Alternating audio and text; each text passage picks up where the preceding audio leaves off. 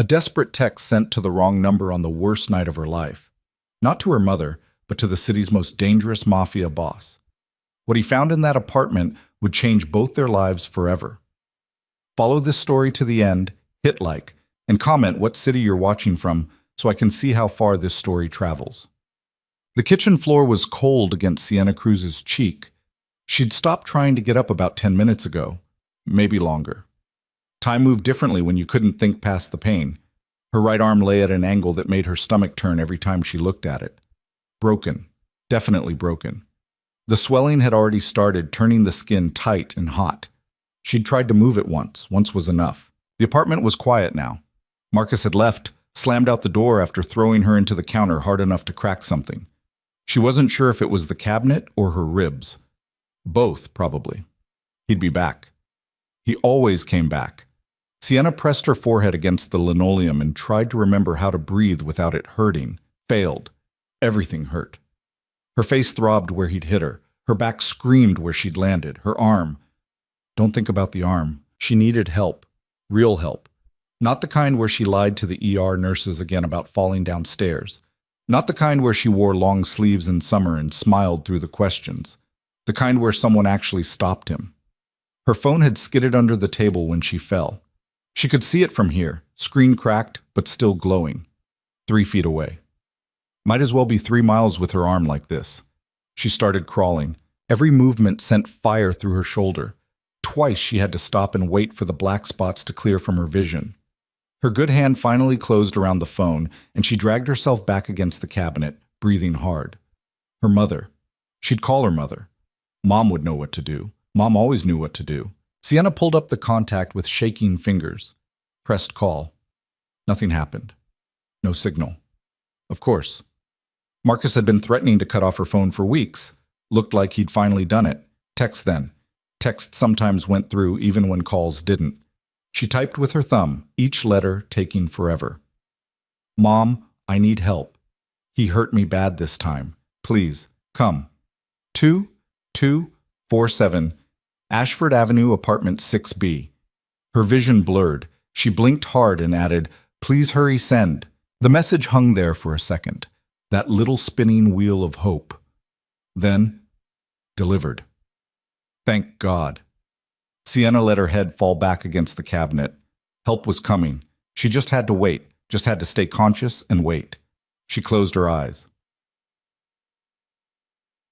Across the city, Lucien Varela was having a remarkably boring evening. He sat in his office on the top floor of a building he didn't technically own, not on paper anyway, reviewing shipping manifests that should have bored him to death, but didn't. This was the part of his work people didn't understand. They thought it was all guns and drama. Mostly it was logistics and spreadsheets. He was reaching for his second coffee when his phone buzzed. Unknown number. He almost ignored it. Almost. But something made him look. Mom, I need help. He hurt me bad this time. Please come. 2247 Ashford Avenue, apartment 6B. Please hurry. Lucien stared at the screen. Wrong number. Obviously. Someone's kid texting their mother. Except, he hurt me bad this time. This time. Not the first time. This time. His jaw tightened. He knew that address. Ashford Avenue ran through the east side, lower income area, older buildings. Apartment 6B would be, what, 6th floor? No, these older buildings didn't go that high. Ground floor then? Unit B. He shouldn't respond. It wasn't his business. Someone had mistyped their mother's number and he'd accidentally intercepted a family emergency. The right thing to do was ignore it. Lucien looked at the message again. He hurt me bad this time. His sister's voice echoed in his head. Different words, same fear. He'd been 17 when she called him that night. 17 and useless and 300 miles away at school. By the time he got home, she was in the ICU. She never made it out. His finger moved before his brain caught up. I'm on my way. He was already standing, already moving. His men looked up as he strode through the outer office. Dante, Marco, with me. Now. They didn't question. They never questioned. Just grabbed their jackets and followed him to the elevator. Where are we going? Dante asked as the doors slid shut. 2247 Ashford Avenue. What's there? Don't know yet. Marco and Dante exchanged a look but stayed quiet. Smart. Lucian's phone buzzed again as they hit the lobby. Thank God. Mom, I'm scared. He said he's coming back. His blood went cold when the response came fast. I don't know, maybe an hour? He went to get drunk. He always comes back worse when he drinks. Lucian checked his watch. 30 minutes to Ashford if they pushed it. 25 if they really pushed it. Marco, drive. They took his car, the black Audi he kept for situations that needed speed more than subtlety. Marco drove like he was running from the devil himself, which wasn't far from the truth. Lucian sat in the back and typed, "Lock your door. Don't open it for anyone except me." How will I know it's you? Good question. Smart girl, even terrified. I'll knock 3 times, pause, twice more. Don't open it for any other pattern. Okay, what's your name? The pause stretched long enough that he thought she wouldn't answer. Sienna. Sienna. I'm Lucian. Stay away from the door. Stay quiet. I'm 15 minutes out. He watched the dots appear and disappear 3 times before her response came. Why are you helping me? Lucian looked out the window at the city streaming past. Why was he helping her? He didn't know her, didn't owe her anything. This wasn't his fight, because someone should have helped my sister. He didn't expect to send that. Didn't expect the truth to just slip out like that. I'm sorry. Don't be sorry. Just stay safe until I get there. Sienna stared at her phone with something between relief and absolute terror. A stranger was coming to help her. A stranger she'd accidentally texted instead of her mother. A stranger who could be anyone, could want anything. But he'd said the right things. Known what questions to ask. And something about that message, because someone should have helped my sister, felt raw enough to be real. She didn't have a lot of options anyway. Using the counter for leverage, she dragged herself upright. The room tilted. She grabbed the edge of the sink and waited for it to steady. Her arm hung useless at her side, screaming with every heartbeat. The front door. She needed to lock it. The apartment was small. 1 bedroom, barely a living room. Kitchen you couldn't turn around in without bumping something. Marcus had said it was temporary when they moved in 3 years ago. Temporary had a way of becoming permanent when you were too scared to leave. She made it to the door and twisted the deadbolt. Then the chain, then the doorknob lock. All of it. Every barrier she had. It wouldn't stop Marcus if he really wanted in. It never did. But maybe it would slow him down. Maybe it would buy enough time for what? For Lucian to arrive? She didn't even know who Lucian was. Sienna slid down with her back against the door and pulled out her phone again. No new messages. She should text her actual mother, explain what happened. Except, how did you explain this? Hi, Mom. I texted a stranger by mistake, and now he's coming to rescue me from Marcus, and I think I might be making the worst decision of my life, but also maybe the only decision that keeps me alive? Yeah, that'd go over well. Her phone buzzed. 10 minutes. Has he come back? No good. When I get there, don't open the door until you hear the knock pattern. 3. Pause. 2. Understand? Yes, Sienna. Yes? Whatever happens tonight, you're going to be okay. She wanted to believe that. Wanted it so badly it made her chest ache worse than her ribs. But she'd stopped believing in okay a long time ago. Lucian's phone rang. He almost ignored it, then saw the caller ID. What? Boss. His second-in-command, Victor, sounded amused.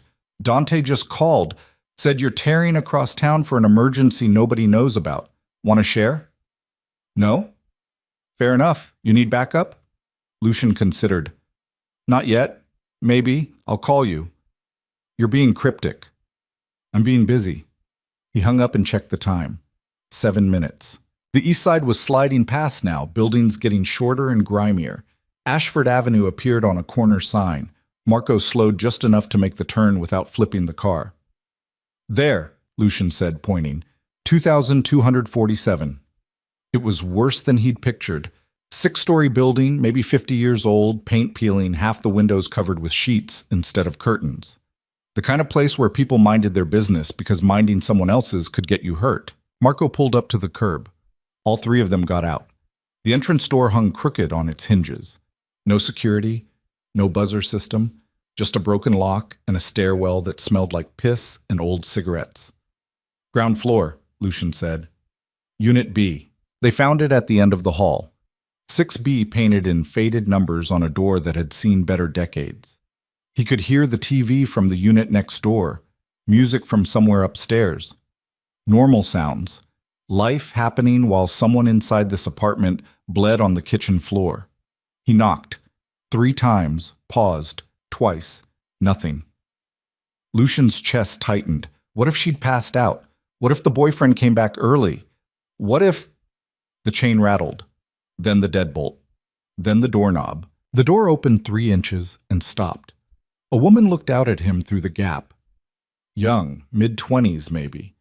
Dark hair falling around a face that was already bruising. Brown eyes wide with fear and pain and desperate hope. Sienna? You're Lucian? Yes. She stared at him for a long moment, taking in his expensive coat, his 2 men standing behind him, the car at the curb that cost more than this building. You're not what I expected, she whispered. Neither are you. Can we come in? Another pause, then she stepped back and opened the door. The apartment was worse than the hallway. Cheap furniture, bare walls, everything worn down and used up. And blood. Not a lot, but enough. Drops on the kitchen floor, a smear on the counter. Sienna stood in the middle of it all, holding her right arm against her body. Even from here he could see it was broken. Could see the way she was favoring her left side. Could see the fingerprint bruises already forming on her throat. Dante made a sound behind him, low and dangerous. Who did this? Lucian asked. His voice came out quieter than he meant it to. My husband. She said it without emotion, just fact. Marcus? Where is he? I don't know, a bar somewhere. He'll come back when they close. Lucian checked his watch. When do they close? 2, maybe 3. 30 minutes, maybe 90 if they were lucky. Marco, check the perimeter. I want to know every way in and out of this building. Dante, call Victor. Tell him to send a car and a medic. Both men moved immediately. Lucienne turned back to Sienna. She was still standing in the middle of the room like she didn't know what to do. Like maybe she'd forgotten how to do anything except survive. Can you walk? He asked. I think so. You need a hospital. I can't. She stopped, started again. He'll find me there. He always finds me. Not this time. You don't understand, Marcus, Her voice cracked. He's not going to just let me go. That's not really up to him anymore. She looked at him like she wanted to believe it but didn't know how. You don't know what he's like. No, Lucian agreed. But he's about to find out what I'm like. Something flickered across her face. Not quite relief. Not quite fear. Something in between. Why are you doing this? She asked again. You don't even know me. Lucian thought about his sister. About the phone call that came too late. About all the ways he'd failed her because he was young and far away and didn't understand that sometimes you had to act first and ask questions later. Because someone should, he said. Heck, Sienna didn't know what to make of Lucian Varela. He stood in her kitchen like he owned it, like he owned everything, really, and looked at her with eyes that were probably supposed to be cold but weren't. Not exactly. There was something else there, something that looked almost like understanding, or maybe she was delirious from the pain. His phone rang. He answered without looking away from her. Yeah, How long? Good. Bring her up first, then we'll figure out the rest. He hung up. A car's coming. We're getting you out of here. I can't just leave. Why not? Because where would she go? Because Marcus would find her anyway? Because leaving meant admitting how bad things had gotten? Because this is my home. This isn't a home. His voice stayed level. This is a cage. There's a difference. She wanted to argue, wanted to defend the apartment she'd tried so hard to make livable, the life she'd tried so hard to save. But looking around now through a stranger's eyes, she saw it for what it was. He was right. This was a cage. I don't have anywhere else, she said quietly. You do now. I don't even know you. You knew me enough to ask for help. I thought you were my mother. But you kept texting anyway. He tilted his head slightly. Why? Sienna looked down at her arm, at the bruises, at the blood on her shirt. Because I'm tired of being afraid. Good. Fear makes you small. Anger makes you dangerous. I'm not dangerous. Not yet. Something in the way he said it made her look up, made her wonder what he saw when he looked at her. Probably not what she saw in the mirror every morning, someone broken down and used up and barely holding on. Footsteps in the hallway. Lucian moved before she could blink, positioning himself between her and the door. His hand went to his jacket. She caught the glint of metal. He had a gun. Of course he had a gun. 3 knocks. Pause.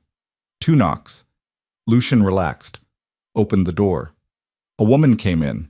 40-something, short gray hair, carrying a medical bag that had seen serious use. She took one look at Sienna and shook her head. Dios mío, how long's the arm been like that? Maybe an hour, Sienna managed. Can you move your fingers? She tried.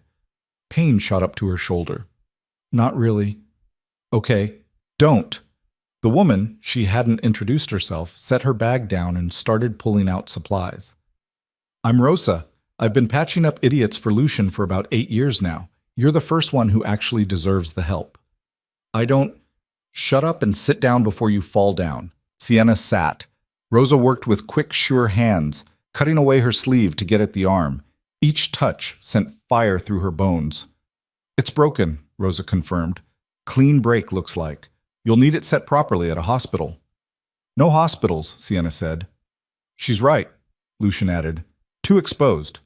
Rosa sighed. Fine. I can splint it for now. But in a few hours she needs real medical care or she'll have permanent damage. Few hours works. What happens in a few hours? Sienna asked. We make sure your husband doesn't hurt you again. Lucian said it like he was discussing the weather. Calm. Matter of fact. Terrifying. Sienna's stomach twisted.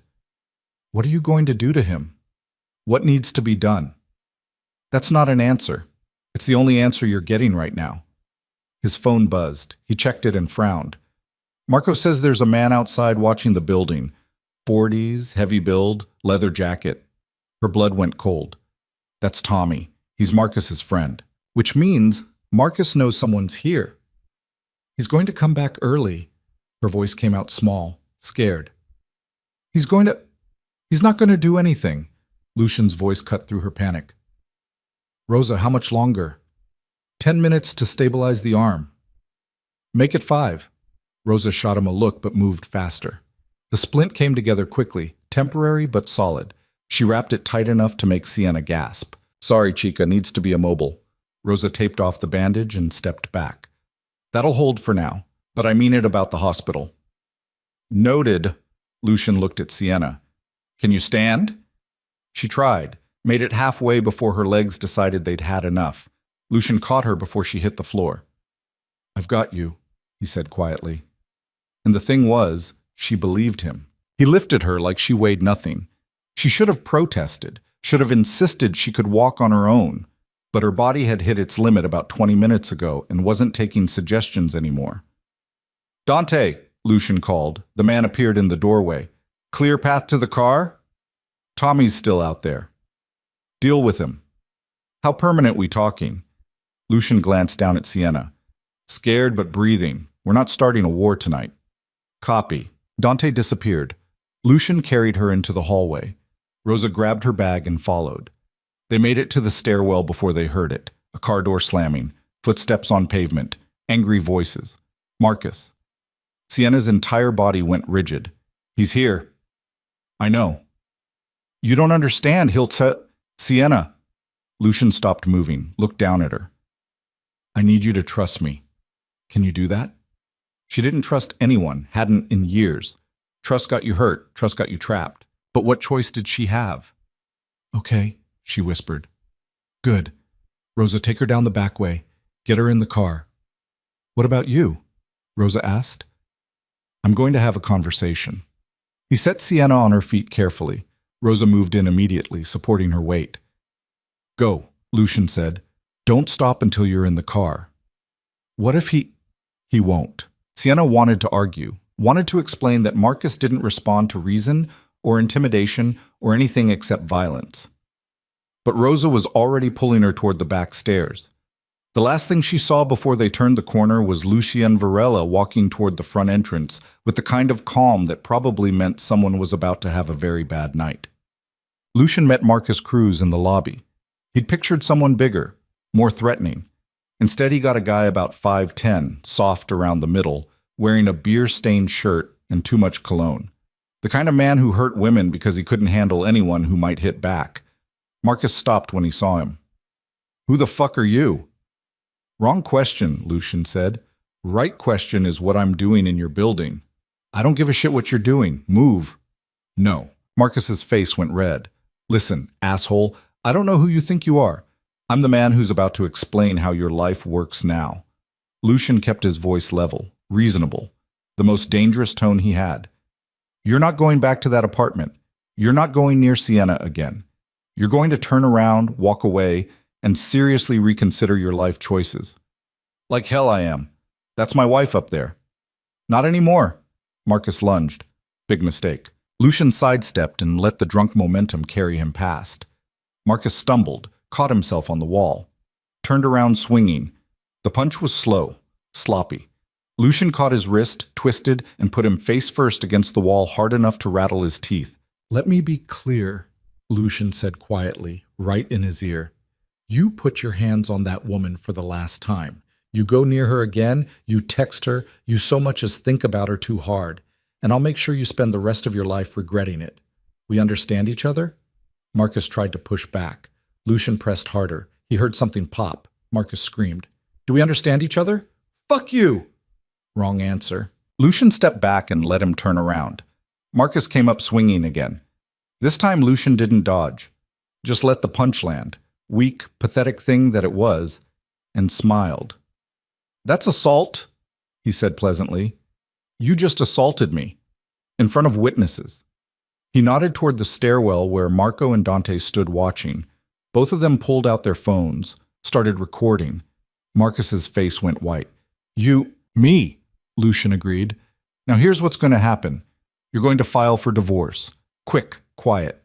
You're going to sign whatever papers she puts in front of you. You're going to disappear from her life completely. And if you're smart, which I doubt, but let's pretend, you'll leave the city entirely." "And if I don't?" Lucien leaned in close. "Then I'll make sure everyone knows what kind of man you really are. Your boss, your friends, your family. I'll ruin you so completely you'll wish I'd just killed you instead." He paused. "And then, after you've lost everything, I might kill you anyway." He meant every word. Marcus must have heard it in his voice because the fight went out of him all at once. "Who are you?" he asked again, quieter this time. "I'm someone who keeps his promises." Lucien stepped back. "Now get out of my sight." Marcus ran. Actually ran. Stumbled out the door and into the night like the coward he was. Dante appeared at Lucien's shoulder. "Think he'll stay gone?" "No." "Want me to make sure he stays gone?" Lucien considered it, really considered it. It would be easy, clean, one less piece of shit in the world. But he'd promised Sienna they weren't starting a war tonight. "Not yet," he said. "Watch him. If he comes back, call me." "Copy that, boss." Lucien walked out to where Rosa had the car waiting. Sienna sat in the back seat, pale and shaking but alive. Whole. Safe. For now.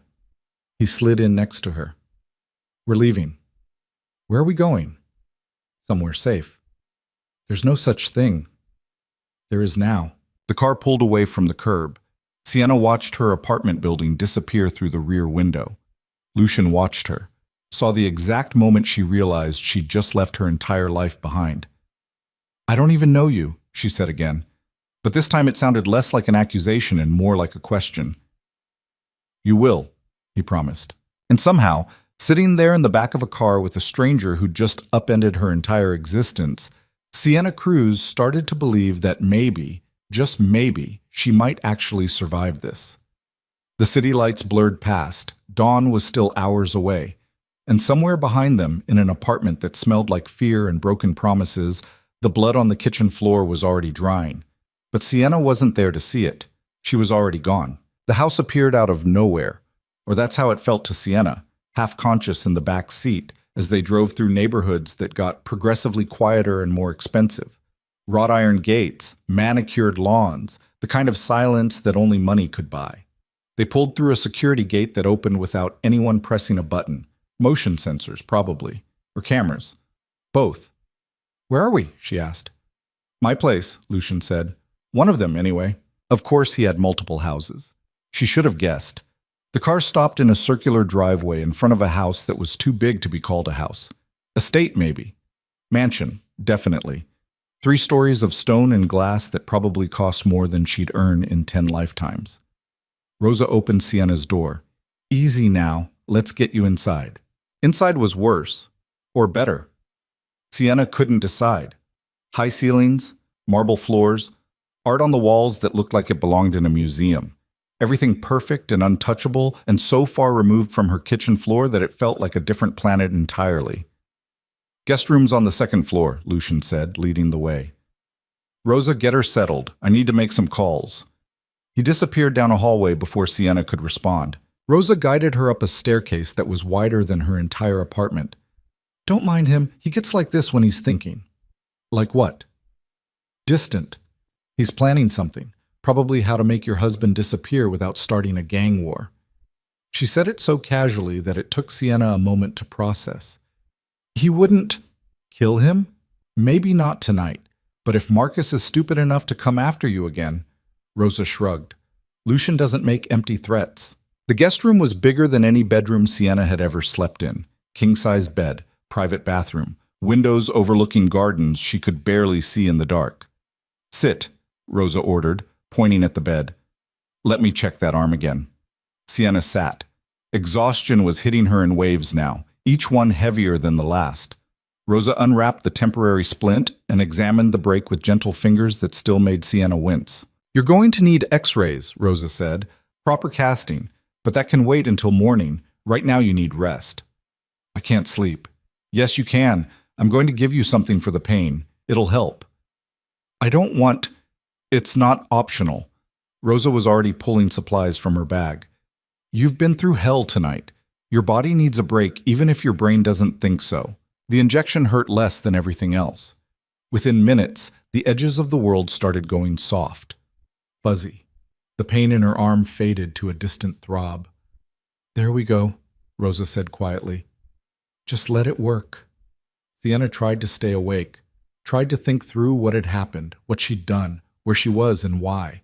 But the medication pulled her under like a riptide, and she stopped fighting. The last thing she heard was Rosa's voice, gentle and far away. "You're safe now, chica. I promise." She wanted to believe that. She really did. Lucian stood in his office and stared at the city lights through the window. Behind him, Victor waited silently, patient. He'd been Lucian's second for 6 years and knew when to talk and when to shut up. "Tell me about Marcus Cruz," Lucian said finally. Victor pulled out his phone and started reading. "Marcus Anthony Cruz, 32. Works construction when he's sober enough to show up. Been fired from 4 jobs in 2 years. Married Sienna Hayes 3 years ago. 2 domestic disturbance calls to their address, but she never pressed charges. Why not? Same reason they never do. Scared, ashamed, hoping it'll get better." Victor paused. "It never does." "No," Lucian agreed. "It doesn't. What else?" "He's got gambling debts. Owes about 15 grand to a bookie named Paulie Rizzo. That's probably why he's been so wound up lately. Paulie doesn't like waiting for his money." "Paulie works for the Castellanos, right?" "Yeah, low-level stuff, but connected enough to matter." Lucian turned that over in his head. The Castellanos ran the west side. He ran the east. They had an understanding, stay out of each other's way, don't start shit that wasn't worth finishing. But this wasn't about territory. This was personal. "If Marcus disappears, will the Castellanos care?" Victor considered. "Depends on how much money he owes. If it's just 15 grand, probably not. They'll write it off and move on. And if we pay the debt, then they definitely won't care. Might even thank you for cleaning up their books." Lucian nodded slowly. "Make it happen. Pay Paulie. Tell him Marcus Cruz is no longer his problem." "You want me to tell him why?" "No, just pay the debt and leave it at that. The less people know about Sienna, the better." "Understood."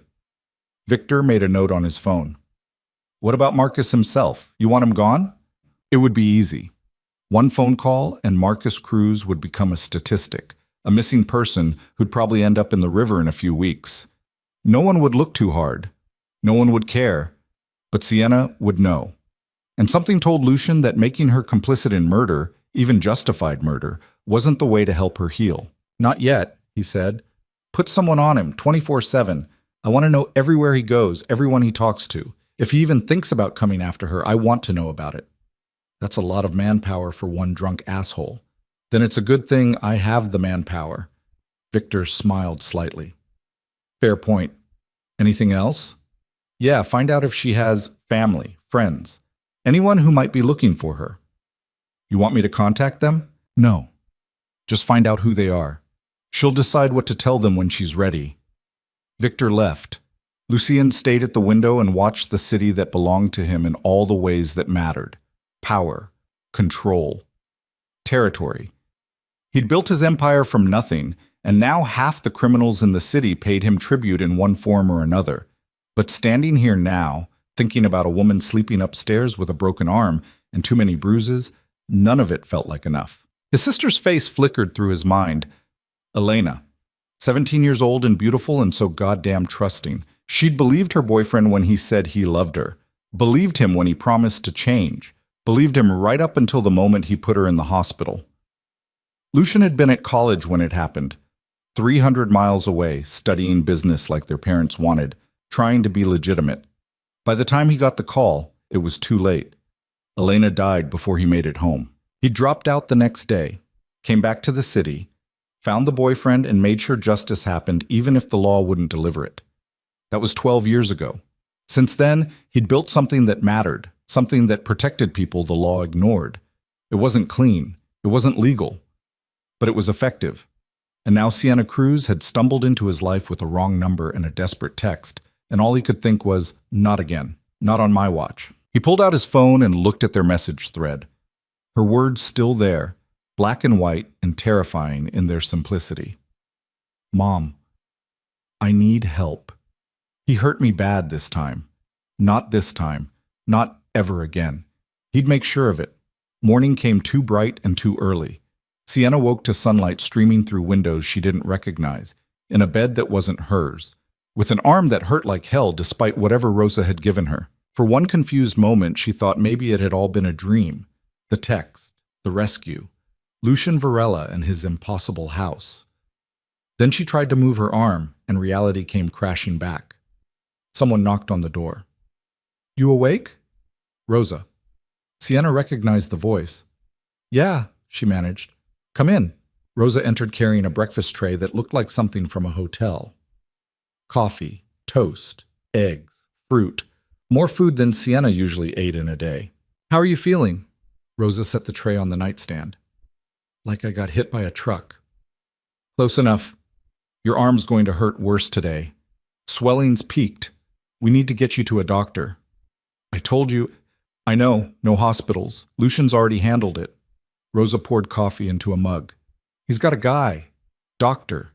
Discreet. Makes house calls for people who can't go through normal channels. Why would he need someone like that? Rosa gave her a look. You really asking that question? Right. Mafia boss. Of course he had a discreet doctor. Probably had discreet everything.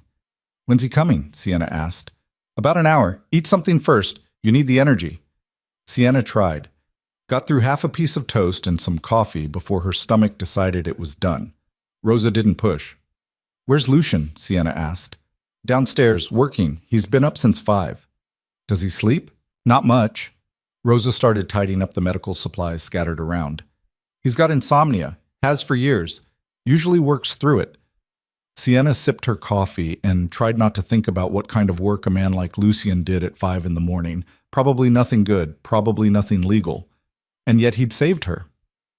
Can I ask you something? Sienna said. Sure. Why does he care? I mean, really, he doesn't know me. This isn't his problem. Rosa was quiet for a moment.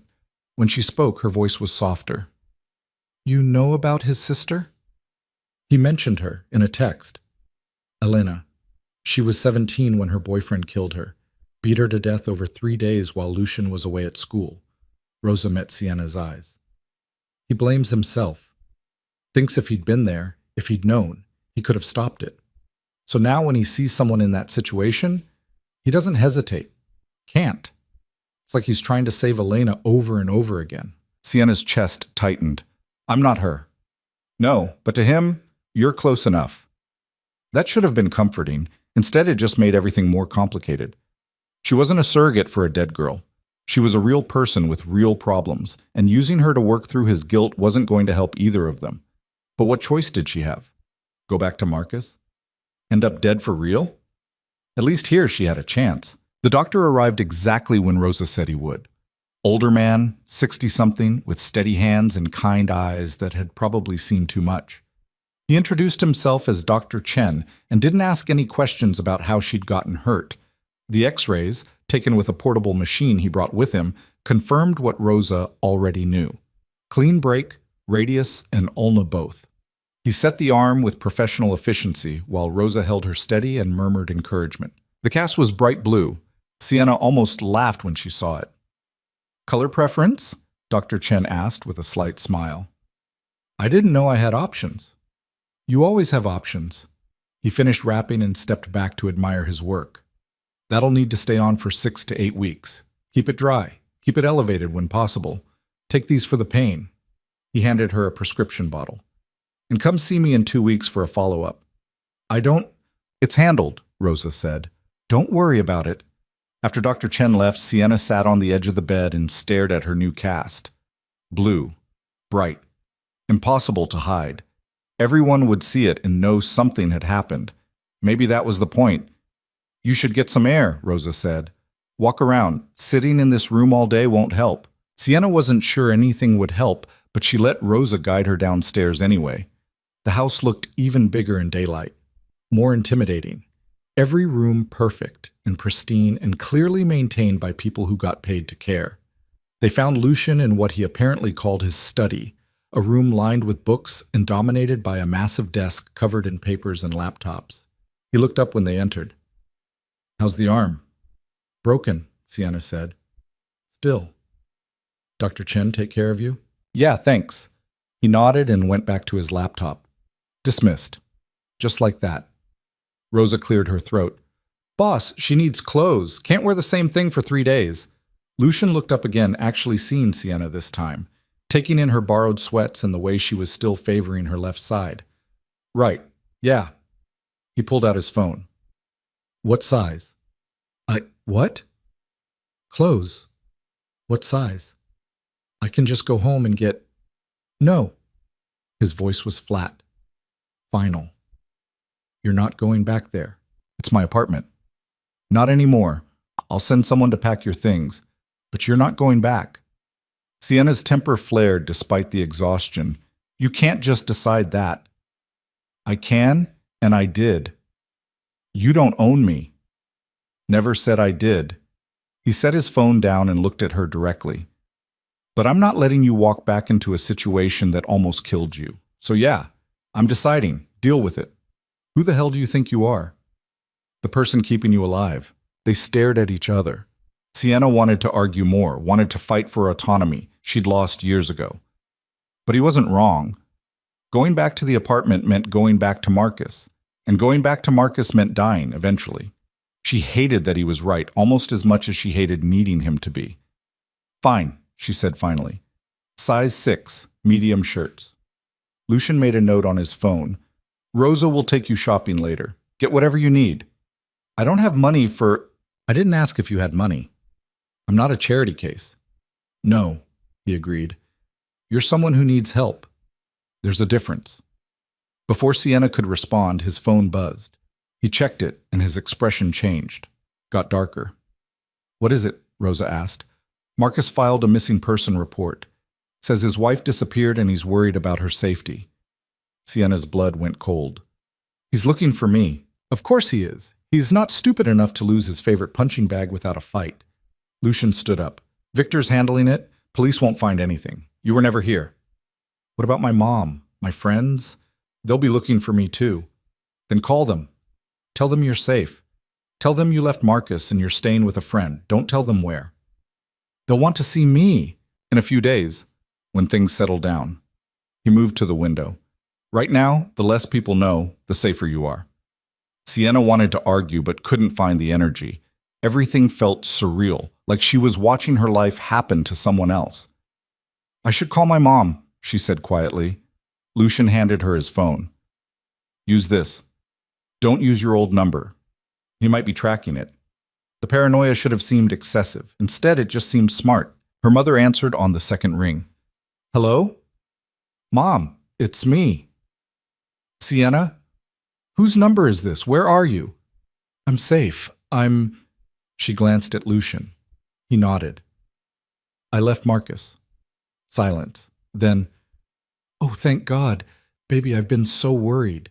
He called me last night, said you were missing, said, I'm fine, I promise. I just needed to get out. Where are you staying? I'll come get you. I'm with a friend. Mom, I can't tell you where right now. It's complicated. Sienna Marie, if you're in some kind of trouble, I need some time. Please, trust me. Another pause. Longer this time.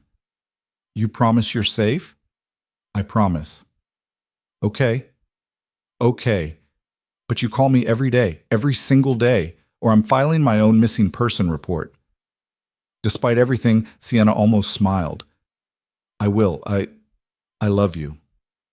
I love you too, baby. Be careful. She hung up and handed the phone back to Lucian. She's going to worry. Mothers do that. Something in his voice made her look at him. Really look at him. He was staring out the window again, jaw tight, shoulders tense, carrying weight she couldn't see.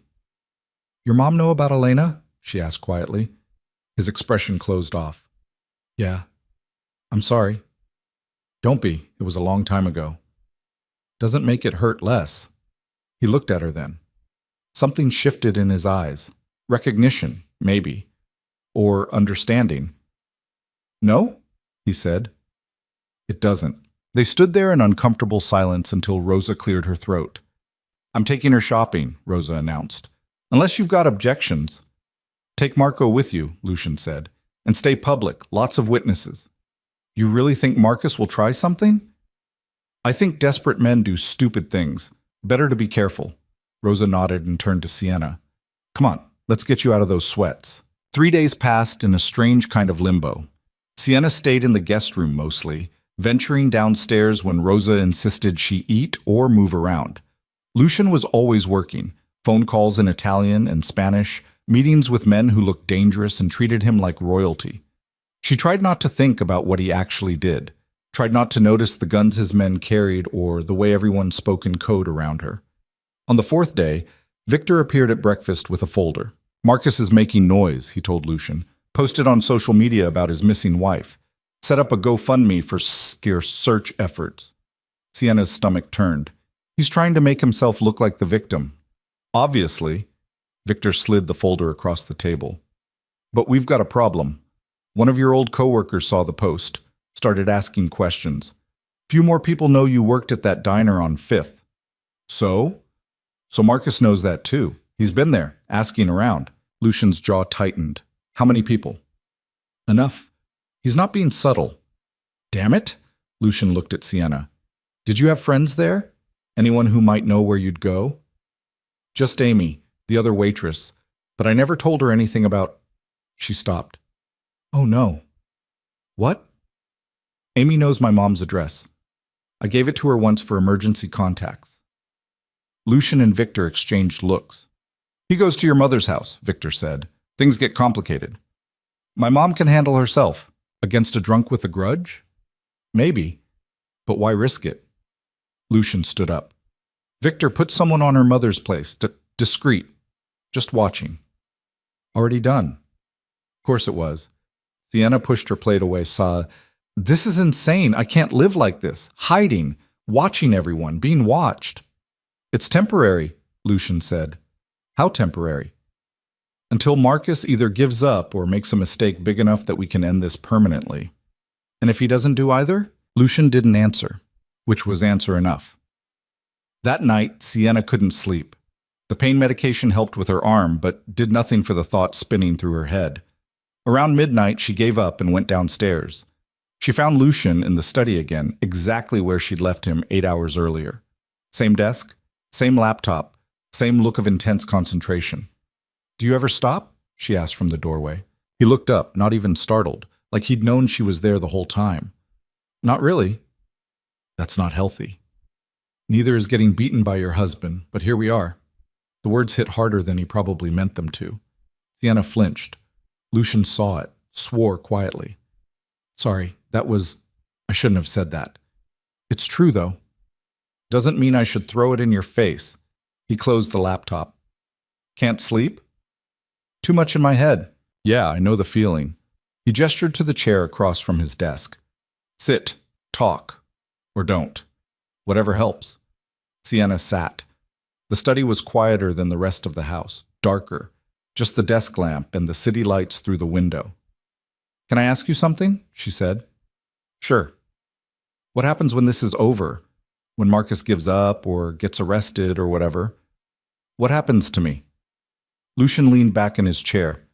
"What do you want to happen?" "I don't know. I haven't thought past surviving the week." "Fair. But eventually you'll need to." "I know." She looked down at her cast. Still bright blue, still foreign. "I don't even know who I am without him. I've been surviving for so long I forgot how to actually live. So figure it out." "Just like that?" "Why not? You're smart. You're strong. Stronger than you think. You survived 3 years with a man who was trying to break you. That takes serious resilience. Or serious stupidity." "No. Stupidity would have been staying because you thought it was normal. You stayed because you were scared and trapped and didn't see another option. That's different."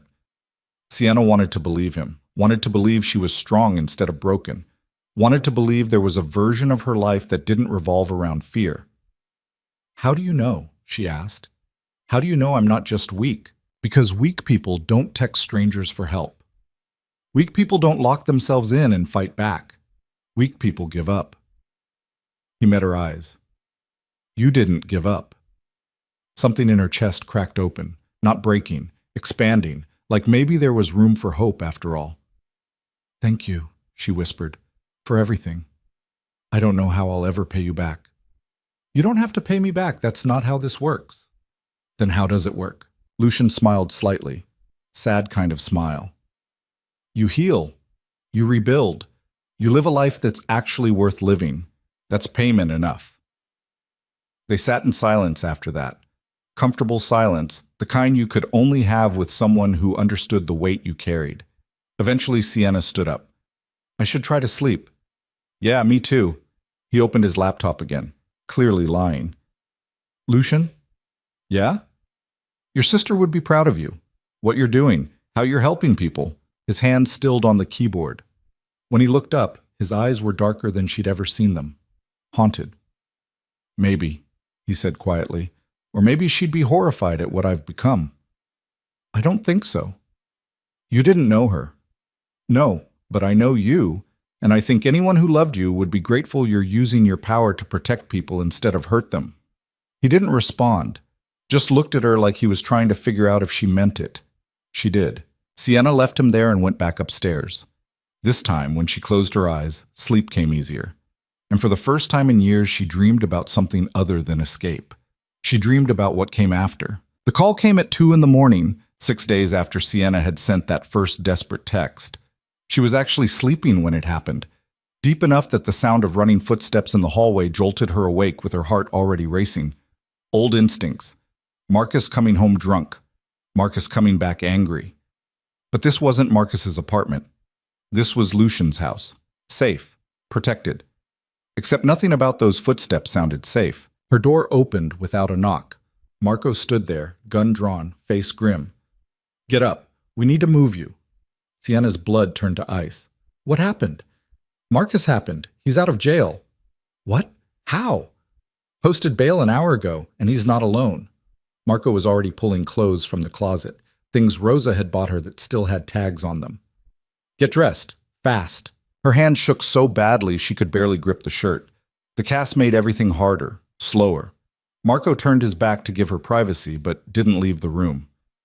"Where's Lucian?" she asked, pulling on jeans one-handed. "Downstairs, getting ready."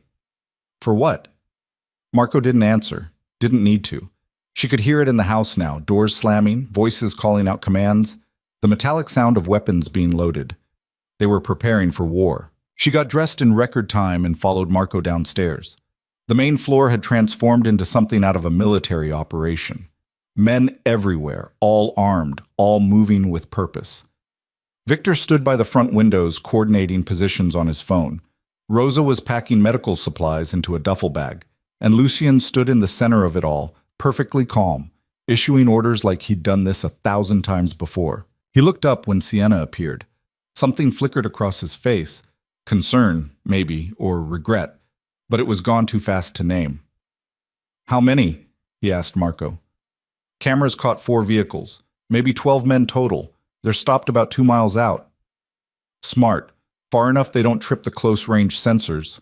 Lucian's jaw tightened. "He brought an army." "Apparently your little talk didn't take. Or it did, and he decided he'd rather die than listen." Lucian looked at Victor. "East wing secure?" "Locked down. But if they breach the first perimeter?" "They won't." The confidence in his voice should have been reassuring. Instead, it just reminded Sienna how far outside normal her life had gotten. Normal people didn't have perimeters. Normal people didn't prepare for home invasions like they were planning a business meeting. "This is my fault," she said. Everyone looked at her. "He's coming because of me. I should go talk to him. Tell him I'll come back. Maybe he'll—" "No." Lucian's voice cut through the room like a blade. "That's not happening. You don't understand. If you just what? Sacrifice yourself so we don't have to deal with this?" He crossed the room in 3 strides and got right in her face. Not threatening, intense. "You think I brought you here just to hand you back over the first time things got difficult? People are going to get hurt because of me. People are going to get hurt because your husband's a violent piece of shit who can't accept that he lost. That's on him, not you. But no buts. You're staying here. You're staying safe. End of discussion." Sienna wanted to argue, wanted to point out that she'd been making her own decisions, however bad, for 26 years and didn't need him deciding what was best for her. But looking around at the men loading weapons and the woman packing trauma supplies, she realized this wasn't about her anymore. This was about Lucian protecting what he'd claimed as his, and apparently she fell into that category now, whether she liked it or not. "Fine," she said. "What do you want me to do?" "Rosa's going to take you to the safe room. You stay there until someone comes to get you." "Safe room?" Rosa jerked her head toward a hallway. "This way." The safe room turned out to be exactly what it sounded like. A reinforced bunker hidden behind a fake wall in the basement. Steel door, no windows, enough supplies to survive a siege. "How often do you use this?" Sienna asked as Rosa ushered her inside. "More than you'd think. Less than we'd need if Lucian wasn't so good at ending fights before they start." Rosa set the medical bag down and pulled out a handgun. "You know how to use one of these?" "No." "Good. Then don't touch it. I'm leaving it here just in case, but seriously, don't touch it unless someone who's not me or Lucian or one of our guys comes through that door." The weight of what was happening settled on Sienna's chest like concrete. "This is really happening. He's really coming here to, what, kill me? Drag me back? Probably both." Rosa's face softened slightly. "Look, Marcus is desperate and stupid, dangerous combination, but Lucian's dealt with worse. We all have. This'll be over soon. And then what? Then Marcus learns what happens when you threaten Lucian Varela's people." The way she said it, so casual, so certain, made Sienna's skin crawl. She'd known from the start what Lucian was. What he did.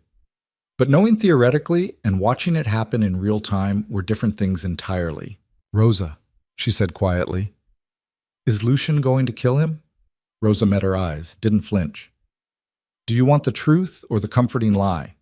"Truth." "Then yeah, probably. If Marcus survives tonight, he'll just keep coming back. Men like him don't stop. They can't. It's not in their wiring." She checked her phone. "Lucian knows that, so he'll do what needs to be done to protect you." "I never asked him to—" "You didn't have to. That's who he is." Rosa headed for the door. Lock this behind me. Don't open it for anyone except Lucian or me. We'll knock 4 times when it's safe. Wait, you're leaving? Someone's got to patch up the idiots who forget to duck.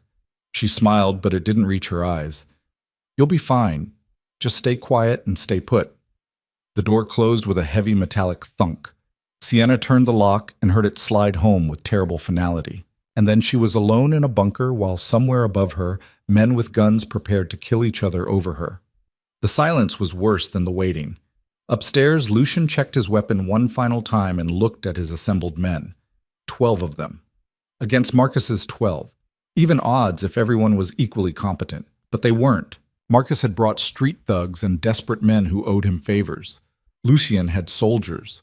Men who'd been trained, who'd seen real combat, who wouldn't hesitate when things got ugly. This wasn't going to be a fight, it was going to be a massacre. Part of him felt bad about that. Most of him didn't. Victor, he said, you're on the east entrance with Marco and Dante. Let them get close. I want them to feel confident. How close? Inside the first gate, then light them up. Victor nodded, checked his rifle. Rules of engagement? Non-lethal if possible. Lethal if necessary. But I want Marcus alive. For questioning? For justice. The word tasted bitter. Justice. Like there was anything just about what was about to happen. But justice came in different forms. The law had failed Sienna, failed Elena, failed countless women who'd died at the hands of men who claimed to love them. So Lucian would deliver a different kind of justice. The permanent kind. His phone buzzed. Security feed. 4 vehicles approaching the outer perimeter, headlights off, trying to be sneaky, failing. They're here, he announced. Positions. His men moved like water, smooth, practiced. Within seconds, the main floor was empty, except for Lucian standing in the entry hall like bait. He checked his watch, checked the security feed, checked his weapon one more time even though he'd already checked it twice, and waited. The first vehicle reached the outer gate. Someone got out. Big guy, probably 6'4", carrying bolt cutters. He went to work on the chain while the others waited. Amateur move. The chain wasn't the real security. The chain was a courtesy. A warning. The cameras were the real security. Lucian's phone lit up with multiple feeds, his men in position, motion sensors armed, every entrance covered. Marcus and his little army were walking into a kill box and didn't even know it. The gate swung open. All 4 vehicles rolled through. Lucian let them get halfway up the drive before he pressed the button. Every floodlight on the property ignited at once, turning night into day. The vehicles screeched to a halt, blinded. Lucian's voice boomed through the external speakers. Marcus Cruz, you're trespassing on private property. Turn around and leave. Now. For a moment, nothing happened. Then car doors started opening. Men piled out, squinting against the lights, weapons drawn. And there was Marcus. Front and center. Looking rough, 3 days of stubble, clothes wrinkled, eyes wild with something that might have been fear or rage or both.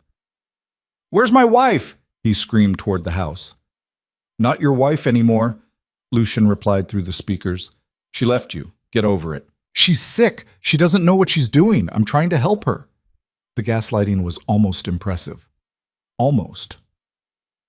Last chance, Marcus. Leave now and you might survive the night. Fuck you!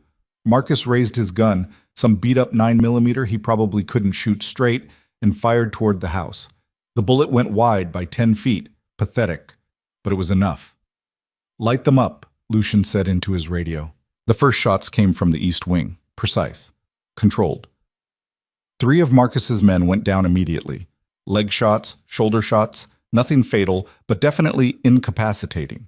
The others scattered, trying to find cover that didn't exist. More shots from the west, the north. His men had them surrounded and were picking them off with surgical precision. It lasted maybe 90 seconds. By the end, 10 of Marcus's 12 were on the ground, wounded and screaming. The other 2 had their hands up, surrendering before they got shot, and Marcus was running. Predictable. Lucian stepped out the front door and started walking, calm, unhurried. Behind him, Victor and the others were zip-tying prisoners and calling for medical support. Around him, floodlights turned the estate into a stage. And ahead of him, Marcus Cruz stumbled through the gardens like the coward he'd always been. Lucian caught up to him near the fountain, grabbed him by the collar and threw him to the ground. Marcus tried to swing. Lucian caught his wrist and twisted until something popped. Marcus screamed. "You brought 12 men to my house," Lucian said conversationally. 12. "You know what I brought? 30. You never had a chance." "She's my wife." "Say that again and I'll break your other arm." Marcus shut up, smart for once. Lucian crouched down beside him. "Here's what's going to happen. You're going to tell me everyone you've talked to about Sienna, everyone you've contacted, everyone who knows she's here, and then you're going to spend a very long time regretting every choice you made that led to this moment." "I want a lawyer." Lucian laughed. Actually laughed. "You think this is arrest? This is education. You put your hands on someone under my protection. Now you pay the price." "I'll go to the police. Tell them everything. Tell them you kidnapped her." "And say what exactly? That your wife left you and you tried to murder her in my house? That you brought armed men onto my property and started shooting?" Lucian stood up. "Please, call the police. I've got 12 witnesses and about 50 cameras that'll tell a very different story than yours." The fight went out of Marcus all at once. He slumped against the fountain, bleeding from somewhere Lucian couldn't see and didn't care about. "What are you going to do to me?" Marcus asked. Voice small now, scared. "What you deserve." Lucian pulled out his phone and made a call. "It's done. Bring the car around." He looked down at Marcus one more time, thought about Elena, about Sienna, about every woman who'd ever been hurt by a man who claimed to love her. "You know the worst part?" Lucian said. "She actually loved you once. Before you ruined it. Before you broke her down piece by piece. She loved you and you threw it away because you're too insecure and too violent to understand what love actually means." "I do love her." "No. You love owning her. There's a difference." A van pulled up. Victor got out with 2 other men. They dragged Marcus to his feet and shoved him toward the vehicle. "Where are you taking me?" Marcus tried to resist. Failed. "Somewhere you can't hurt anyone else." They threw him in the back. Locked it. The van drove off toward the gates, leaving Lucian standing alone in the fountain courtyard with blood on his hands and something heavy in his chest. It was over. Marcus was neutralized. Sienna was safe. So why didn't it feel like a victory? In the safe room, Sienna heard the shots, heard the screaming, heard everything go quiet, and then nothing. She waited in the dark with her heart hammering and her broken arm throbbing and her mind running through every horrible possibility. Lucian dead, Rosa dead, everyone dead, and Marcus coming down those stairs to finish what he started. Time crawled. Minutes felt like hours. She counted her breaths to stay calm. Lost count around 300. Finally, 4 knocks. She unlocked the door with shaking hands. Rosa stood there, blood on her shirt but smiling. "It's over." "Is everyone—" "We're fine. Couple of flesh wounds, nothing serious. Marcus's guys got the worst of it." "And Marcus?" Rosa's smile faded. "Alive. For now." Sienna didn't know how to feel about that. Relief? Disappointment? Both? Where is he? Somewhere safe. Or unsafe, depending on your perspective. Rosa stepped aside. "Come on. Lucian wants to see you." They found him in his office, washing blood off his hands in the attached bathroom. He looked up when they entered, face unreadable. "You okay?" he asked. Sienna almost laughed. "You're asking me that? There was a gunfight in your house because of me. Not because of you, because of him." Lucian dried his hands. "He made his choices. Now he lives with the consequences." "What consequences? What did you do?" "What I had to." "That's not an answer." "It's the only one you're getting tonight." He tossed the towel aside and looked at her. Really looked at her. "You're safe now. That's what matters. For how long? Until the next time someone— There won't be a next time. I made sure of it." The certainty in his voice should have been comforting. Instead, it just reminded her how much power he actually had, how much he'd used on her behalf, how much she now owed him. Except he'd said she didn't owe him anything, that her healing was payment enough. But standing here in his office with blood still fresh on the porcelain and gunshot victims probably being treated somewhere in the house, healing felt like a luxury she couldn't afford. "I should go," she said quietly. Lucian's eyes sharpened. "Go where?" "I don't know. Somewhere. Anywhere. You've done enough. I can't keep putting you in danger." "Sienna." He crossed the room in 2 strides. Didn't touch her, but got close enough she could feel the heat coming off him. You're not going anywhere. Not until you're ready. Not until you're strong enough to actually leave instead of just running scared. I'm not scared. You're terrified. I can see it. And that's okay. But running won't fix it. It'll just move the fear somewhere else. So what am I supposed to do? Just stay here forever? Hiding behind your men and your guns and your... She gestured vaguely at everything. This? No.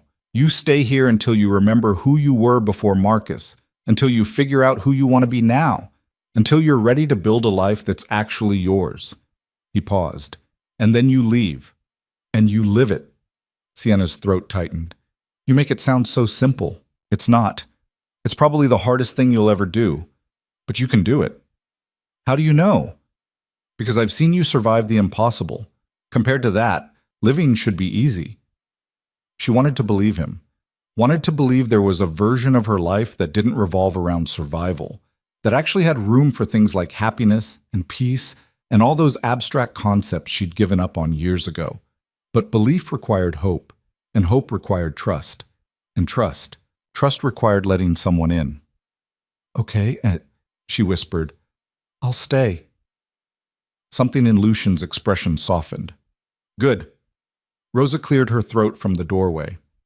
Hate to interrupt, but we've got wounded men who need attention and prisoners who need processing. You coming? Yeah. Lucian looked at Sienna one more time. Get some rest. Tomorrow we'll figure out next steps. What kind of next steps? The kind that involve lawyers and divorce papers and making sure Marcus can't touch you ever again. He left with Rosa, leaving Sienna alone in the office that smelled like expensive whiskey and gun oil and something darker she couldn't name. She should have gone back to her room, should have tried to sleep. Instead, she sat in Lucian's chair and looked out at the city lights that seemed so far away from the life she'd been living. Her phone, the new one Lucian had given her, buzzed with a text from her mother. Call me when you can. I'm worried. Sienna stared at the screen. She should call, should explain, should do a lot of things. Instead, she texted back, I'm okay. I promise. I'll call tomorrow. Not quite a lie. Not quite the truth either. She set the phone down and closed her eyes. Outside, she could hear voices. Victor coordinating cleanup. Marco dealing with police scanners. The machinery of Lucian's world churning on like nothing had happened. Like 12 men getting shot on the front lawn was just another Tuesday. Maybe for them it was. 3 hours later, Sienna woke up in the office chair with a blanket draped over her shoulders. She didn't remember falling asleep, didn't remember anyone covering her. But the blanket smelled like Lucian's cologne, so she had a pretty good guess who'd done it. The house was quiet now. That heavy 4 a.m. silence where even bad things seemed to rest. She stood up slowly, careful of her arm, and wandered into the hallway. Found Lucian in the kitchen, of all places, making coffee. He looked up when she entered. Couldn't sleep either? I was asleep, in your office, apparently. Yeah. You looked like you needed it more than you needed a bed. He poured 2 cups without asking if she wanted one, just handed her the mug and leaned against the counter. You should know something. Her stomach tightened. What? Marcus is being transferred to county jail in the morning. Multiple charges, assault with a deadly weapon, trespassing, attempted murder. His bail's been revoked. He won't be getting out this time. How did you? I've got friends in the right places. He sipped his coffee. Point is, he's not your problem anymore, legally or otherwise. Sienna sat down hard in the nearest chair. Just like that? Just like that. I don't understand. Why would you? Because someone should have done it years ago. His voice was quiet, tired. Because you deserve better than living in fear, because... He stopped, started again. Because I failed my sister. I'm not failing you. There it was. The truth he'd been dancing around since that first night. This wasn't about her, not really. It was about Elena, about guilt and grief and trying to save someone he couldn't save 12 years ago.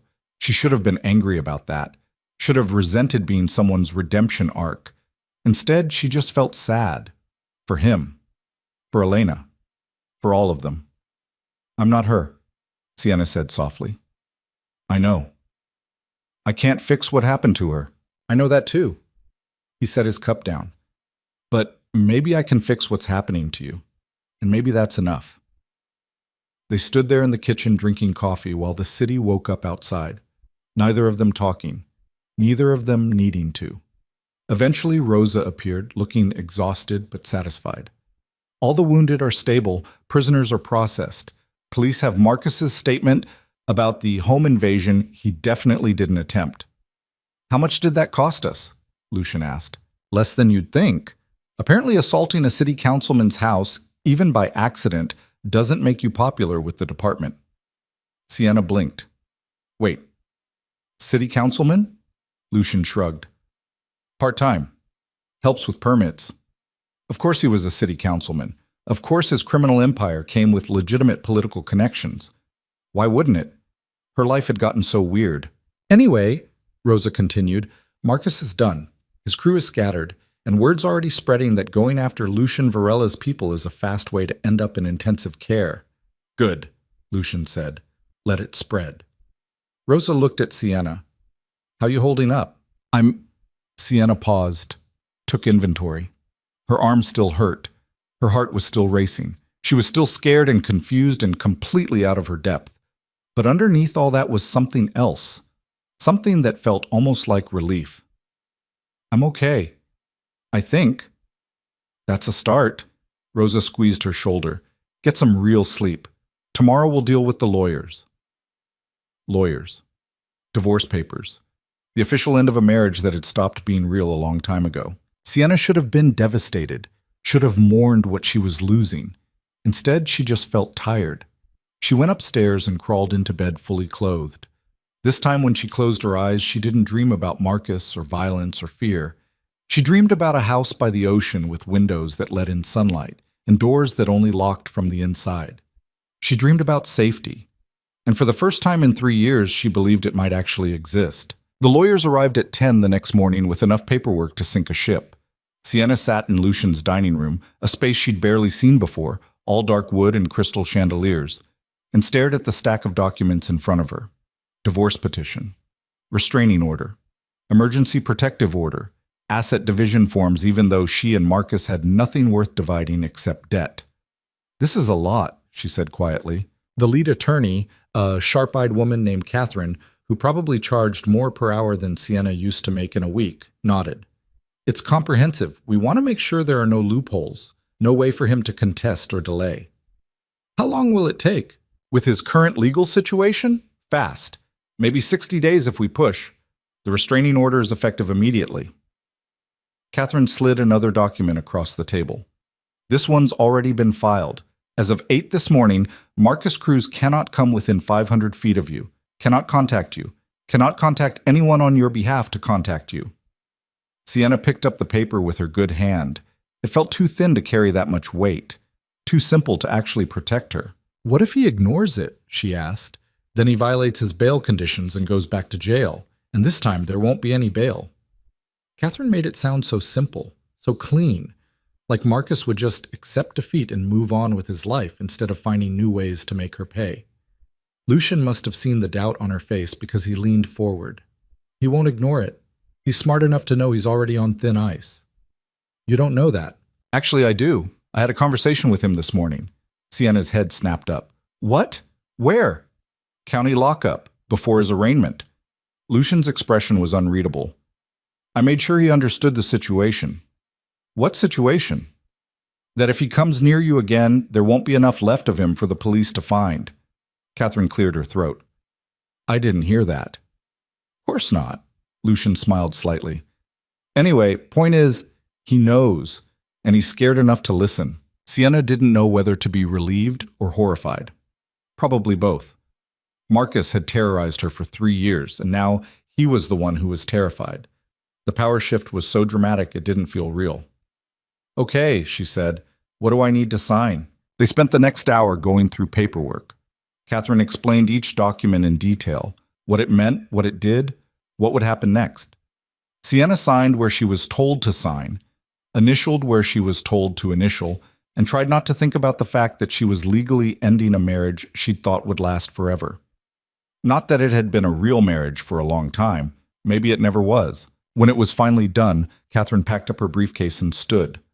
We'll file everything today. You should have copies by tomorrow. Call me if you have questions. Anytime, day or night. She handed Sienna a business card with 3 different phone numbers on it. Thank you, Sienna managed. Don't thank me. Thank him. Catherine nodded toward Lucian. He's the one who made this happen. After the lawyers left, Sienna sat alone at the dining table and stared at the business card. Catherine Mendoza, attorney at law, specializing in family law and domestic violence cases. How many women had sat where Sienna was sitting right now? How many had signed the same papers, felt the same strange mix of relief and grief? Too many, probably. You okay? Lucian appeared in the doorway. I just signed away my marriage. You signed away a prison sentence. There's a difference. Is there? Sienna looked up at him. 3 years ago, I loved him. I wore a white dress and promised forever. And now I'm sitting in a mansion signing papers that say it was all a mistake. It wasn't all a mistake. You loved someone who didn't deserve it. That's not your fault. Feels like it is. Lucian pulled out a chair and sat down across from her. When Elena died, I spent months thinking about all the things I should have done differently. Should have stayed closer to home. Should have paid more attention when she mentioned her boyfriend was getting possessive. Should have. He paused. Took me a long time to realize the only person responsible for her death was the man who killed her. That's different. It's not. You didn't make Marcus hit you. You didn't make him break your arm or threaten your life. He did that. His choices. His violence. Not yours. Sienna wanted to believe him. Wanted to believe she wasn't somehow responsible for staying too long or loving too hard or hoping too much. How did you stop blaming yourself? She asked quietly. I didn't. I just learned to channel it into something useful. He gestured vaguely around them. Hence all this. The crime empire? The protection racket. There's a difference. Sienna almost smiled. Is there? I like to think so. He stood up. Come on. You've been cooped up in this house for over a week. Let's get you some air. I thought it wasn't safe. Marcus is in jail. His crew is scattered. You've got a restraining order. Lucian pulled out his phone. Besides, I'm not suggesting we go alone. Marco can drive us. Victor can follow in another car. We'll make it a whole production. That sounds exhausting. Or we can stay here and you can keep staring at divorce papers until you spiral. He had a point. 20 minutes later, Sienna found herself in the back of Lucian's car with Marco driving and Victor following in an SUV that probably had enough weapons to stage a small coup. Normal people didn't travel like this. Normal people didn't need armed escorts to go get coffee. But she wasn't normal people anymore. She was Lucian Varela's. What? Guest? Project? Responsibility? She didn't know what to call herself. They drove through the city toward the waterfront. Sienna watched the neighborhoods change through the window. Expensive giving way to working class, new buildings mixing with old, places she recognized from her old life before Marcus, before everything. Where are we going? She asked. You'll see. They pulled up in front of a small cafe she'd never noticed before. Nothing fancy, just a corner spot with big windows and mismatched furniture and the kind of worn-in comfort that only came from years of actually being used. This is Elena's favorite place, Lucian finished. She used to drag me here every Sunday, said they made the best coffee in the city. Something in Sienna's chest tightened. You don't have to. I want to. He opened the car door. Come on. Inside, the cafe smelled like espresso and fresh bread. A woman behind the counter looked up and her entire face transformed. Lucian, Dios mío, it's been months. She came around and hugged him like family. Where have you been? Busy, Maria. You know how it is. Too busy for coffee? Never. Maria looked at Sienna and her expression softened. And who's this? This is Sienna. She's staying with me for a while. Staying with you? Maria's eyes sparkled. That's new. Don't start. I'm not starting anything. I'm just saying Elena would have liked her. The words hit harder than they should have. Sienna had never met Elena, would never meet Elena. But somehow, knowing she might have passed some imaginary test made the grief feel more real. They sat by the windows with coffee that really was the best Sienna had ever tasted. Lucian was quiet, staring out at the street like he was seeing ghosts. You miss her, Sienna said. Not a question. Every day. He took a sip of coffee. Used to come here every Sunday. After she died, I couldn't. Reminded me too much of what I'd lost. Took me 5 years before I could walk through that door again. What changed? Realized avoiding the pain didn't make it go away, just made it sharper when it finally caught up. He looked at her. You'll figure that out too. Eventually. I'm not avoiding anything. You're avoiding everything. Your mom, your old friends, that diner you used to work at, every piece of your life before you met me. His voice was gentle but firm. I get it. It's easier to start over than face what you lost. But running doesn't heal you. It just moves the wound. Sienna set her cup down harder than she meant to. So what am I supposed to do? Just go back to my old life like nothing happened? No. You're supposed to figure out what parts of your old life you want to keep and what parts you're ready to let go of. And then you build something new from what's left. You make it sound so simple. It's not. It's messy and hard, and you'll probably screw it up a few times before you get it right. He paused. But you'll get there. I believe that. The conversation died after that. They finished their coffee in comfortable silence while Maria bustled around behind the counter and the city moved on outside. When they finally left, Sienna felt lighter somehow. Like maybe Lucian was right. Maybe she could build something new. Maybe she didn't have to be defined by what Marcus had done to her. Maybe. That night, Sienna called her mother. She'd been putting it off for days, texting instead of talking, giving vague updates instead of real information. But Catherine's words kept echoing in her head. The restraining order was filed. Marcus was in jail. She was safe enough now to start rebuilding bridges she'd burned. Her mom answered on the first ring. Sienna Marie Cruz, you have exactly 10 seconds to explain why I haven't seen you in over a week. Hi, Mom. Don't hi, Mom me. I've been worried sick. You can't just text, I'm fine, and expect that to be enough. Sienna took a breath. I left Marcus. Silence. Long enough that Sienna thought the call had dropped. Mom? I'm here. I'm just... Her mother's voice cracked. Oh, baby. Finally. I've been praying for this for 2 years.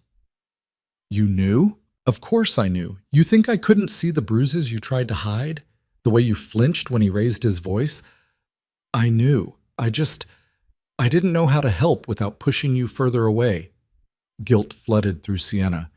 I'm sorry. I should have. You should have nothing. You did what you needed to survive. That's all any of us can do. Her mother paused. Where are you staying? With a friend. What friend? You don't have any friends. Marcus didn't run off. Fair point. His name's Lucian. It's complicated. Complicated how? Sienna looked around the guest room that was bigger than her old apartment. At the closet full of clothes she hadn't paid for. At the life she'd somehow stumbled into by typing one wrong digit. He helped me leave. Kept me safe when Marcus came after me. Got me lawyers. Got me... She stopped.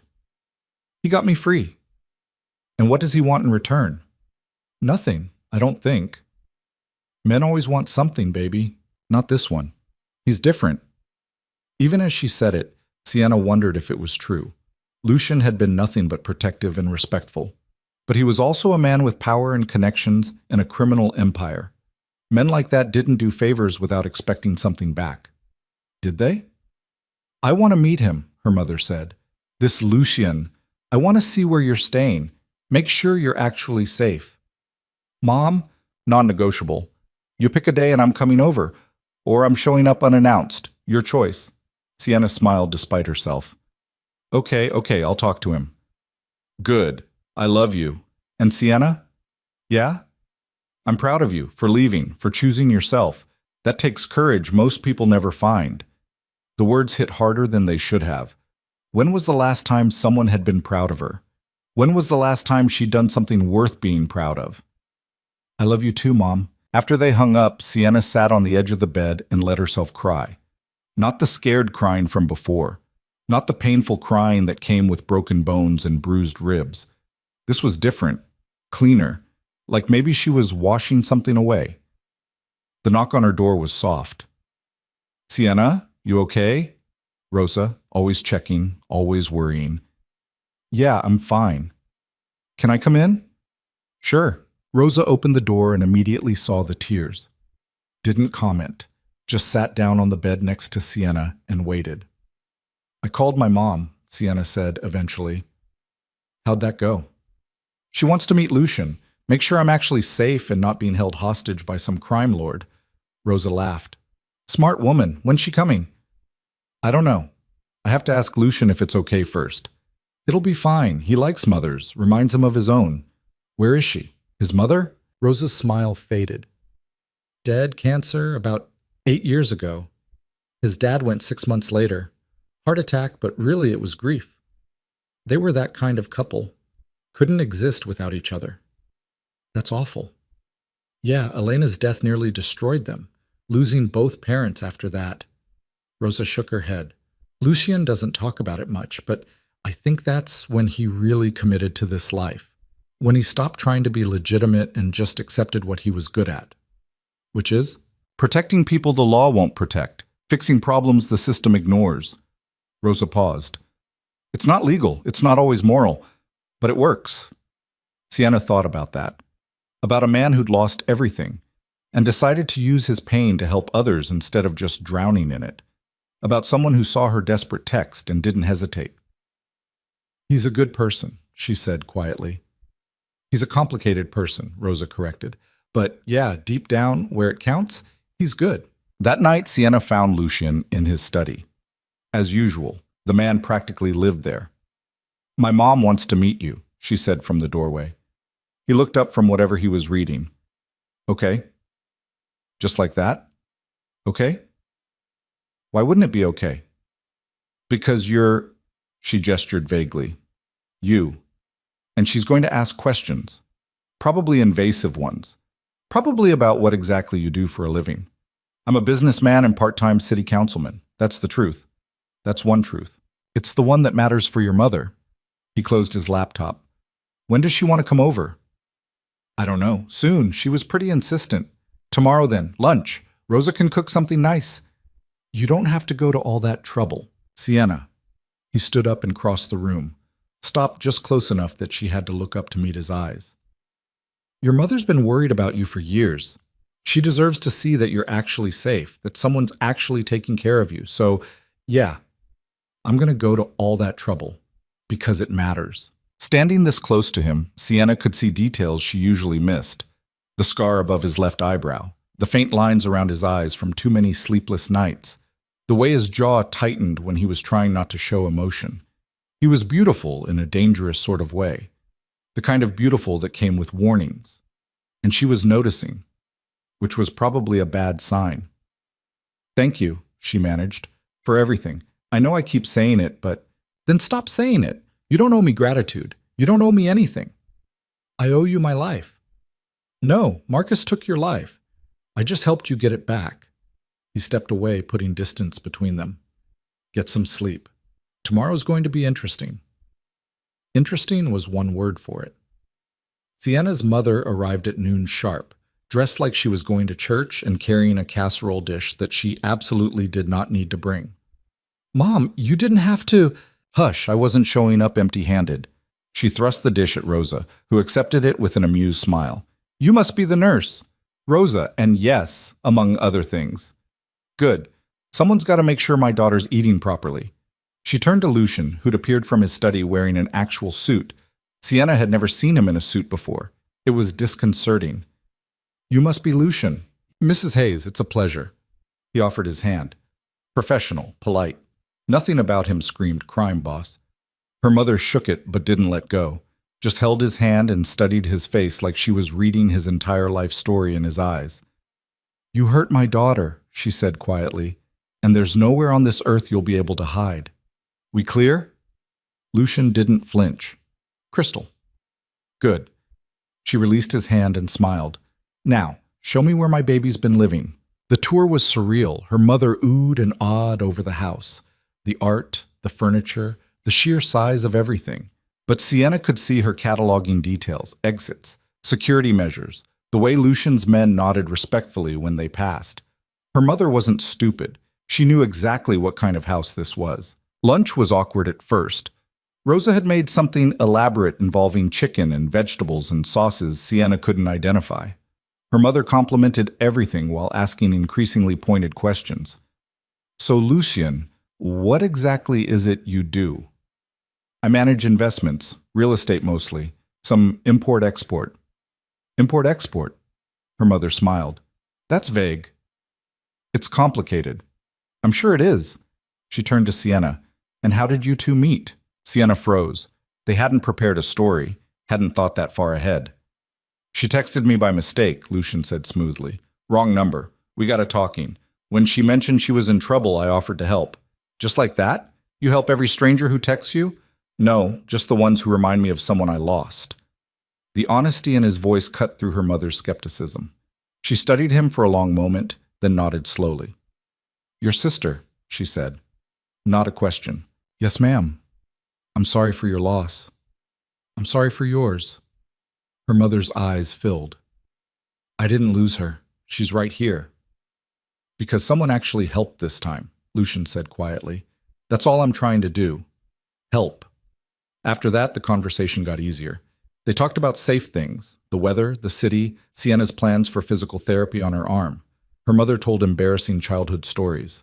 Lucien actually laughed at a few. When lunch ended and her mother was getting ready to leave, she pulled Sienna aside. He's dangerous, she said quietly.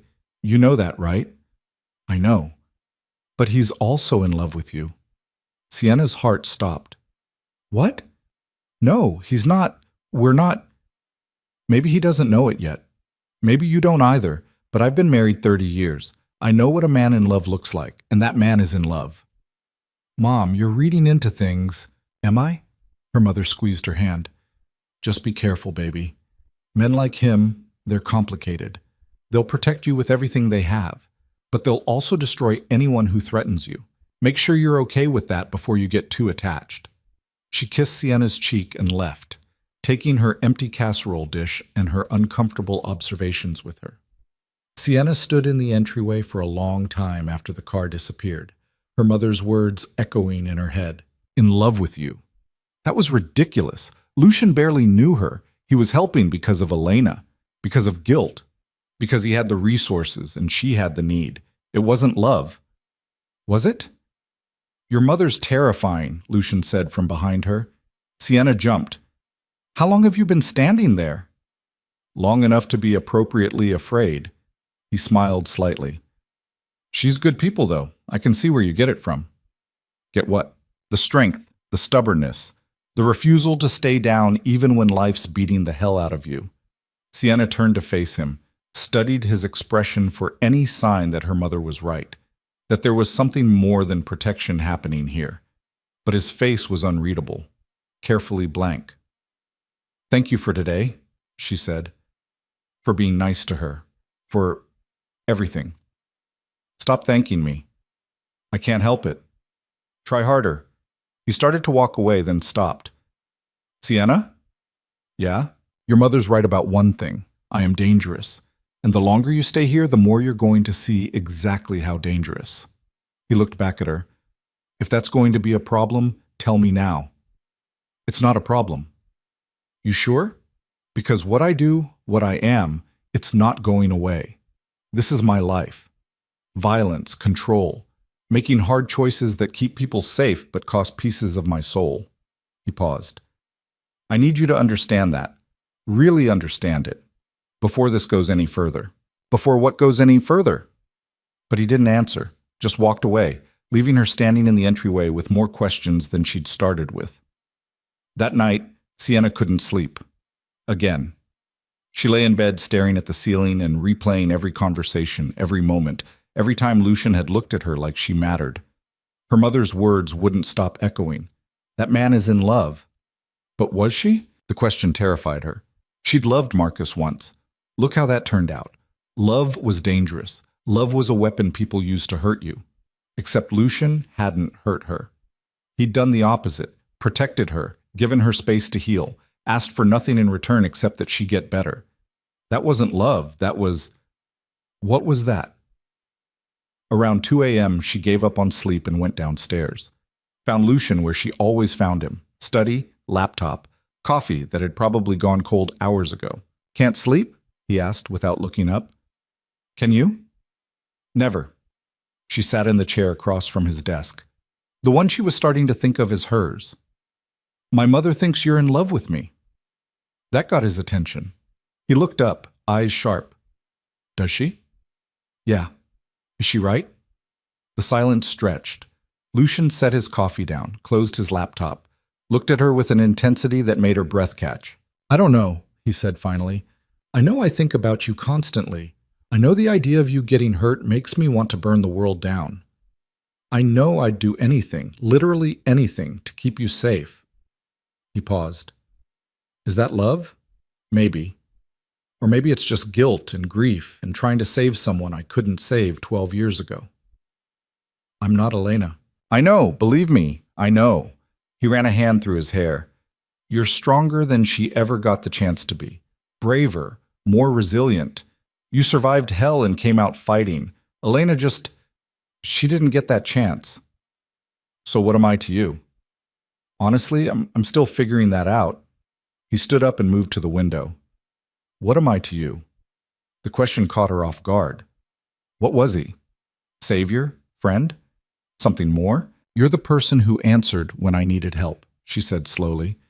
You're the person who didn't hesitate, who didn't ask questions or judge or tell me it was my fault. She paused. You're the first person in 3 years who made me feel like I mattered. You do matter. To you, maybe. I'm not sure I matter to myself yet. Lucian turned to look at her. Then maybe that's what we both need to figure out. Who we are to ourselves before we try to figure out what we are to each other. It was the smartest thing either of them had said all night. Okay, Sienna agreed. We figure ourselves out first. And then? And then we see what happens. It wasn't a declaration. It wasn't a promise.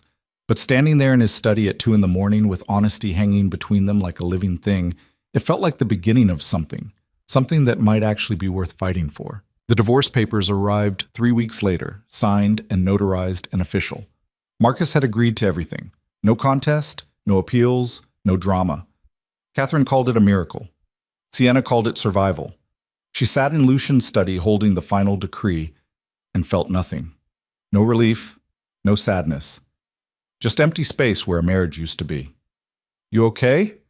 Lucian asked from the doorway. I don't know what I am. She set the papers down. 3 years of my life, reduced to 6 pages of legal jargon, doesn't seem like enough.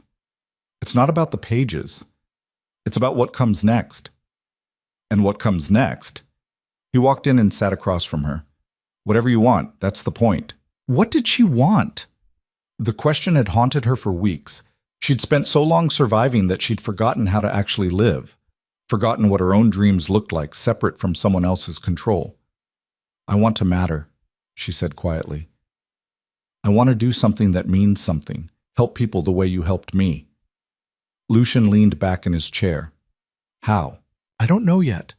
But when I was in that apartment with a broken arm, thinking I was going to die, I kept wondering how many other women were in the same situation, too scared to leave, too trapped to ask for help. And I thought, she paused. I thought if I survived this, I'd find a way to help them. Something shifted in Lucian's expression, pride maybe, or recognition. Tell me more, he said. So she did. The ideas had been forming in her head for days, half-formed and uncertain. A shelter, a foundation. Something that actually protected women instead of just processing them through a broken system. A place where they could heal without judgment, where they could learn to be strong again. It would take money, Lucian said when she finished. A lot of money. I know, I don't have any. I do. Sienna stopped. What? I have money, resources, connections. If you want to build something that matters, I'll help you build it. He leaned forward. But it has to be yours, your vision, your leadership.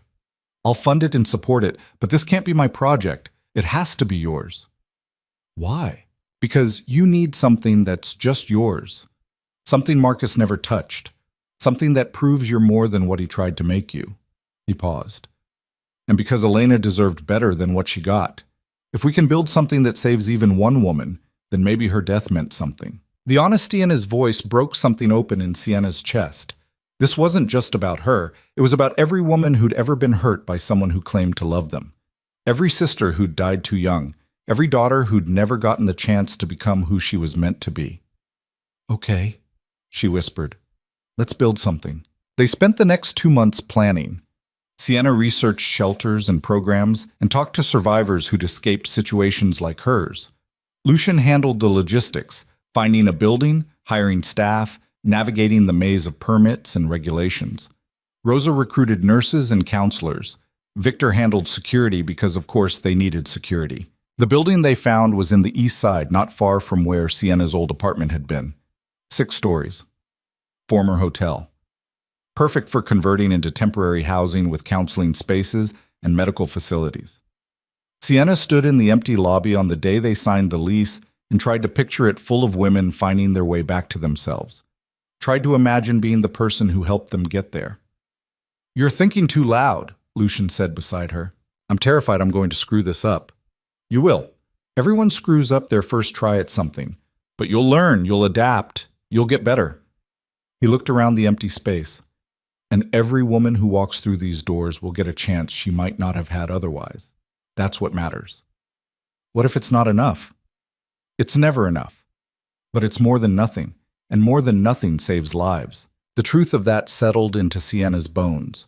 She couldn't save everyone, couldn't undo every wrong. But she could do something, and something was worth fighting for. They opened the doors 6 months after that first desperate text. The Elena Hayes Foundation for Women's Safety, named after the girl who didn't get saved so that others might. Lucian stood in the back during the small opening ceremony, refusing to speak or take credit. This was Sienna's moment, her accomplishment. He'd just provided the resources. But watching her address the small crowd, her voice steady, her conviction clear, he felt something shift in his chest. Pride, yes, but something deeper. Something that felt dangerously close to the thing they'd been dancing around for months. After the ceremony, after the donors left and the volunteers went home, Sienna found him in what would become her office. "Thank you," she said, "for all of this." "Stop thanking me." "Never." She sat on the edge of the desk. "Can I ask you something?" "Always." "That night when I texted you by mistake, why did you really come? Was it just about Elena?" Lucian was quiet for a long moment. When he spoke, his voice was softer than she'd ever heard it. "At first, yeah. It was about Elena, about guilt and grief and trying to save someone I couldn't save 12 years ago." He met her eyes. "But somewhere between that first text and now, it stopped being about her and started being about you, about who you are, about watching you survive and heal and become someone extraordinary." "I'm not extraordinary." "You are. You just don't see it yet." He stood up and crossed to where she sat, close enough to touch, but not touching. "You took the worst thing that ever happened to you and turned it into something that helps people. That's extraordinary." "I had help. Everyone needs help. That's not weakness. That's being human." They stood there in the almost dark office with the city lights coming through the windows. So close, Sienna could feel the warmth radiating off him, could see the faint scar above his eyebrow, could count the different shades of brown in his eyes. "I think I'm falling in love with you," she said quietly. "And it terrifies me." "Why?" "Because the last time I loved someone, he nearly killed me." "I'm not him. I know. But my brain doesn't always remember that." She looked down at her hands. The cast was gone now, replaced by a thin scar that would probably fade in time. "What if I'm too broken to do this right?" "You're not broken. You're healing. There's a difference." Lucian reached out slowly, giving her time to pull away, and lifted her chin so she had to look at him. "And I'm falling in love with you too. Have been for months. Probably since that night you called your mother and thanked me for making you feel like you mattered. That was forever ago. I know I've been trying to fight it, telling myself it was too soon for you, that you needed time to heal, that getting involved would be taking advantage." He smiled slightly. "But then you went and became this incredible person who builds foundations and helps people, and I realized I was fighting a losing battle." "So what do? We take it slow. We figure it out as we go.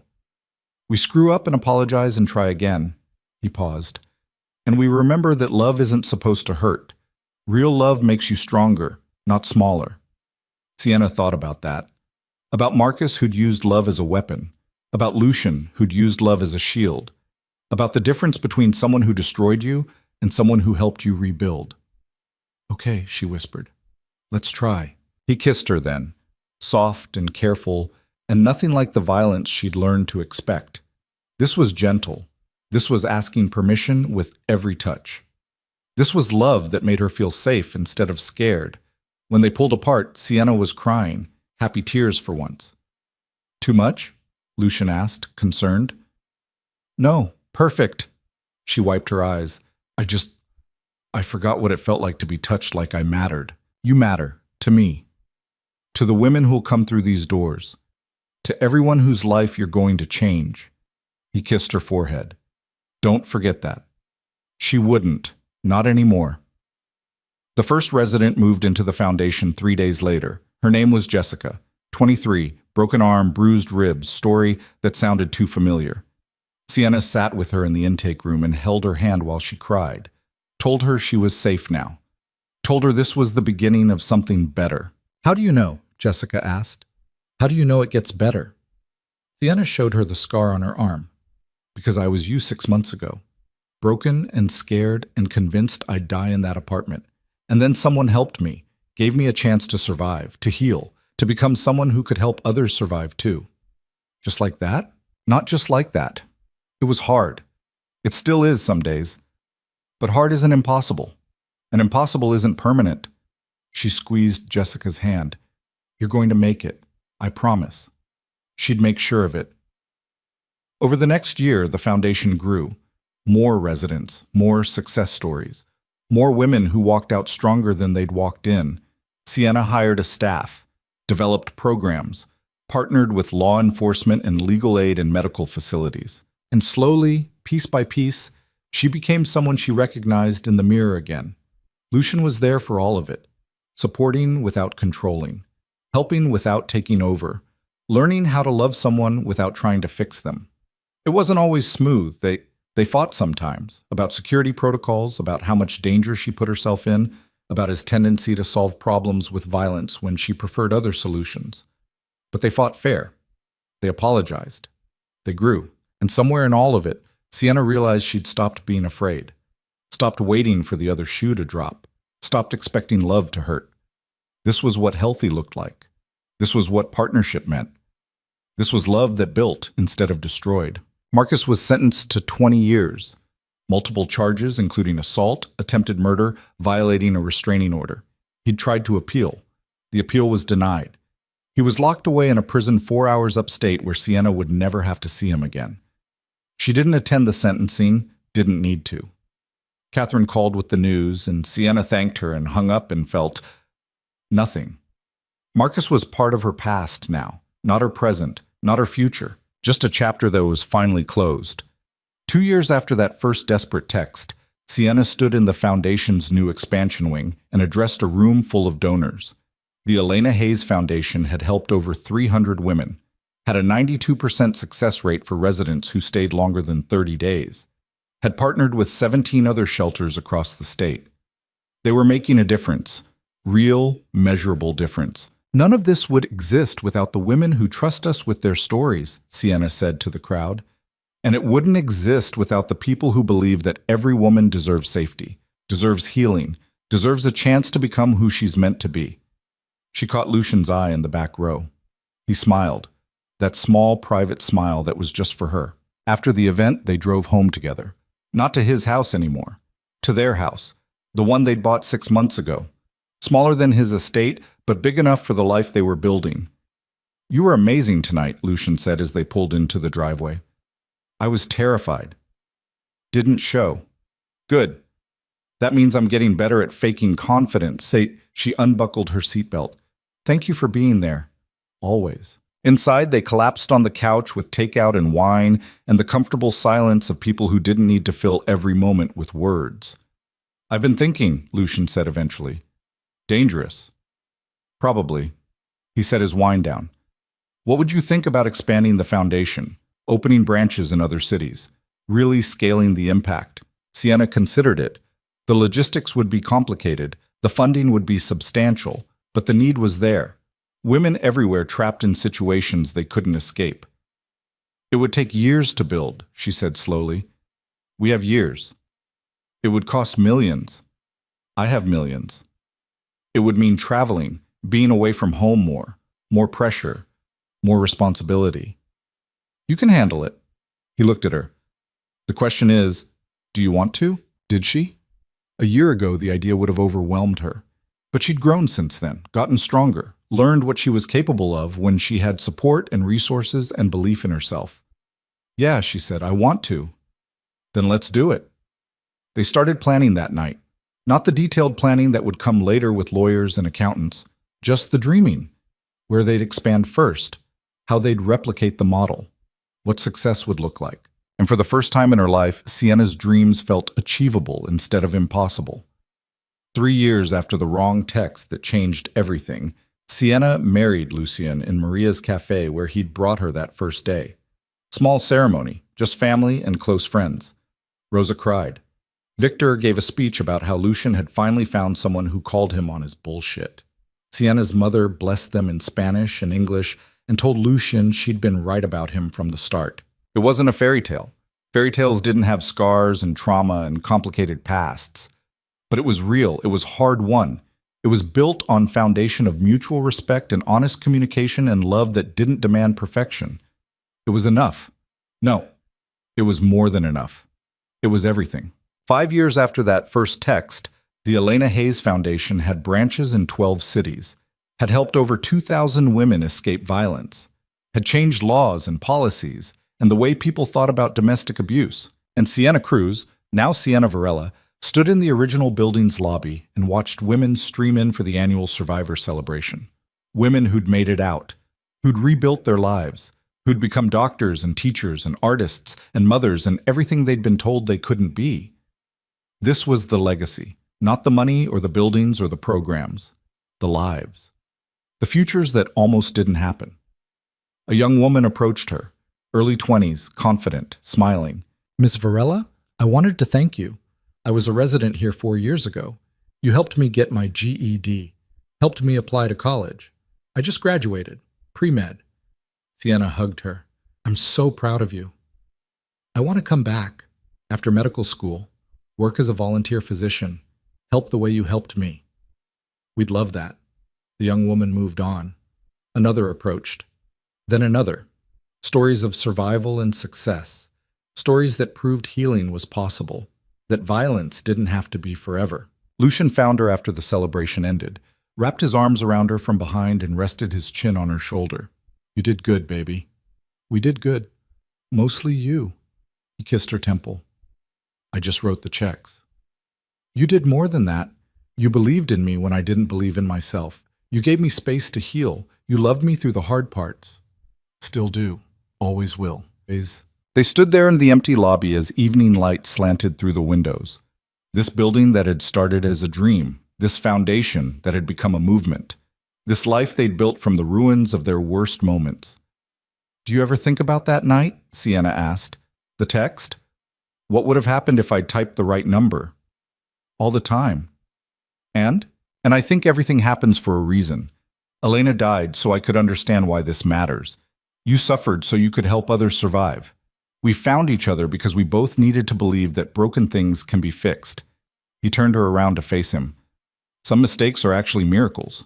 You just have to be brave enough to see them. Sienna thought about that, about the woman she'd been 3 years ago, terrified and broken, and convinced she'd die on a kitchen floor. About the woman she was now, strong and purposeful, and surrounded by love that built instead of destroyed.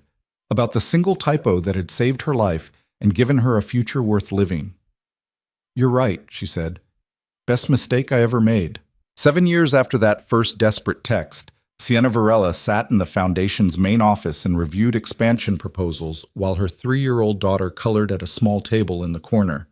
Elena, named after the sister Lucien lost, the girl whose death had sparked everything, looked up from her drawing. Mama, is this pretty? Sienna studied the chaotic swirl of colors that might have been a flower, or a monster, or pure abstract joy. It's beautiful, baby, just like you. Elena beamed and went back to coloring. Lucien appeared in the doorway, still in his suit from whatever meeting he'd just left. He'd cut back on the dangerous parts of his business over the years, still ran things, still had the connections, but focused more on the legitimate side. City council had become state legislature. The foundation had become his priority too. They were building something that mattered, together. "How was the meeting?" Sienna asked. "Good. The state's approved funding for 3 more branches. We're officially statewide." He crossed to where Elena sat and kissed the top of her head. "What are you drawing, Princess?" "It's us. See? That's you, and that's Mama, and that's me, and that's Tia Rosa, and that's Uncle Victor. It's perfect." And it was. Not because the drawing was technically good, it was objectively terrible, but because it showed a family, imperfect and complicated and built from pain, but a family nonetheless. That night, after Elena was asleep and the house was quiet, Sienna and Lucien sat on their back porch and watched the city lights. "Do you think we're doing enough?" Sienna asked. "With the foundation, I mean. There are still so many women who need help." "We're doing what we can. That's all anyone can do." He took her hand. "You want to save everyone. I understand that. But you can't. You can only save the ones who reach out, the ones who are ready. What about the ones who aren't ready? You be there when they are. That's all you can do." He paused. "You know what I think about sometimes?" "What?" "What my life would look like if you hadn't sent that text. If you typed the right number and called your mom instead." He looked at her. "I'd probably still be angry and guilty and trying to fix something that can't be fixed. But you gave me something to believe in again. Purpose. Hope. Love that actually means something. You gave me the same thing. Then I guess we saved each other." Sienna leaned against him. "Yeah, I guess we did." The truth was more complicated than that. Salvation wasn't a one-time thing. It was daily. Choosing to be better, choosing to heal, choosing love over fear and hope over despair. Some days were harder than others. Some days Sienna still had nightmares about Marcus, still flinched at unexpected sounds, still struggled with trusting that good things could last. But those days were fewer now, farther between. And when they came, she had Lucien, had Rosa, had a daughter who proved that beauty could grow from ashes, had a foundation full of women who understood that survival was just the first step. Healing was the journey. And the journey never really ended. But it got easier. That was the thing nobody told you about trauma. It didn't disappear. You just got stronger, built better coping mechanisms, learned to carry the weight without letting it crush you. And eventually, not immediately, not easily, but eventually, you learned to thrive. 10 years after that first text, the Elena Hayes Foundation operated in 32 cities across 14 states, had helped over 15,000 women, had become a model that other organizations studied and replicated. Sienna had written a book about her experience, given TED Talks, testified before Congress about domestic violence legislation, become someone whose voice actually mattered in spaces where decisions got made. And through all of it, Lucien was there, supporting, believing, loving her with the kind of steady consistency that proved not all men were dangerous. Some men were protectors. Some men understood that real strength meant making others stronger. On the 10th anniversary of the foundation's opening, they held a gala. Huge event. Donors and politicians and survivors all mixed together celebrating a decade of impact. Sienna gave a speech about the power of asking for help, about the importance of being there when someone reaches out, about turning pain into purpose. 10 years ago, I sent a text to the wrong number, she said to the crowd. I was dying on a kitchen floor with a broken arm and no hope left. And a stranger answered. A stranger who didn't have to help me but did anyway. A stranger who saw my desperation and said, I'm on my way. She found Lucien in the audience, held his gaze. That text saved my life. But more than that, it gave me a reason to live. It showed me that broken things can be fixed, that violence doesn't have to be forever, that love is supposed to build you up, not tear you down. She paused, gathering her thoughts. The women we serve ask me all the time, how did you do it? How did you survive? And I tell them the truth. I didn't do it alone. I had help. I had people who believed in me when I didn't believe in myself. I had resources and support, and most importantly, I had someone who saw me as a person worth saving. Her voice cracked slightly. Every woman deserves that, every single one. And until every woman has that, our work isn't done. So thank you for being here. Thank you for believing in this mission. Thank you for understanding that we're not just running a shelter, we're changing the world one life at a time. The applause was deafening. Later, after the gala ended and they were driving home, Lucian reached over and took her hand. I'm proud of you, he said quietly, of everything you've built, everything you've become. We built it together. No, I helped. You built it. There's a difference. He squeezed her hand. And I'm grateful every single day that you mistyped that number, that I got to be part of your story, that we got to build this life together. Sienna looked out at the city streaming past, all the lights and buildings and lives happening in the dark. Somewhere out there, another woman was probably lying on another kitchen floor, probably scared and hurt and convinced she wouldn't survive. But maybe she'd reach out. Maybe she'd find help. Maybe she'd discover that survival was possible and healing was real and love didn't have to hurt. Maybe she'd find her way to the foundation, find her way to safety, find her way to a future that actually belonged to her. That's what all of this was about. Not perfection, not saving everyone, just being there when someone reached out, being the answer to someone's desperate prayer, being the voice that said, I'm on my way. I love you, Sienna said to Lucian. I love you too. Thank you for answering that night. Thank you for being brave enough to send it. They drove home in comfortable silence, to the house where their daughter slept, to the life they'd built from ruins, to the future that had almost never happened. And Sienna Cruz Varela, survivor, advocate, mother, wife, understood something fundamental about the human experience. We're all one moment away from everything changing. One choice, one text, one person who decides to help instead of looking away. The trick is being ready when that moment comes. Being brave enough to reach out when you need help. Being strong enough to answer when someone else does. Because salvation isn't something that happens to you. It's something you choose every single day. Over and over until choosing becomes living and living becomes thriving. It's not smooth, it's not perfect, it's messy and hard. And some days you want to give up, but you don't. You keep going, you keep fighting, you keep believing that tomorrow might be better than today. And eventually, if you're lucky and you work hard and you have people who love you enough to walk through hell beside you, eventually, tomorrow actually is better.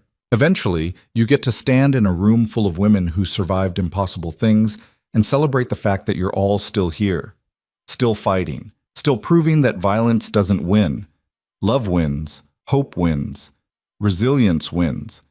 And somewhere, in some apartment on some desperate night, another woman is typing another text, making another mistake that might just save her life.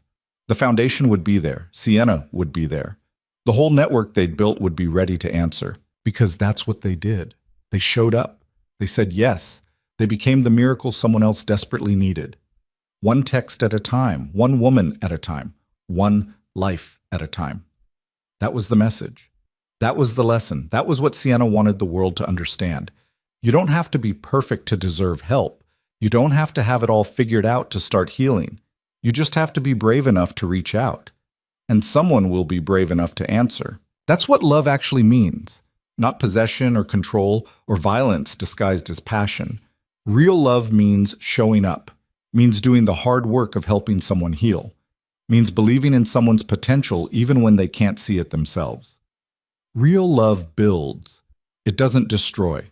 And if you're lucky enough to find it, the kind that makes you stronger instead of smaller, the kind that asks instead of demands, the kind that stays even when things get hard, you hold on to it with everything you have. You build a life around it. You create something meaningful from it. You pay it forward so others can find it too. That's what Sienna and Lucian had done.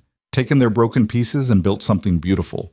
Taken their pain and turned it into purpose. Taken one desperate text sent to the wrong number and transformed it into a movement that changed thousands of lives. It wasn't the ending either of them expected, but it was the ending they deserved. And as Sienna fell asleep that night with Lucian's arm around her and her daughter safe down the hall, and the Foundation's latest success statistics running through her mind, she understood something profound. The wrong number had been exactly right. The mistake had been the miracle. The worst night of her life had led to the best years. Sometimes you have to break before you can heal. Sometimes you have to hit bottom before you can climb back up. Sometimes you have to lose everything before you understand what actually matters. And sometimes, if you're very, very lucky, A stranger answers your call for help and changes everything. That was her story. That was their story. That was the story of every woman who'd walked through the Foundation's doors and walked back out stronger. It wasn't about perfection. It was about survival, about resilience, about the fundamental truth that humans are capable of extraordinary things when given the chance. All anyone needs is a chance, and someone willing to provide it. Sienna Cruz Varela had been given that chance, and she'd spent the rest of her life making sure others got the same. That was legacy enough for anyone.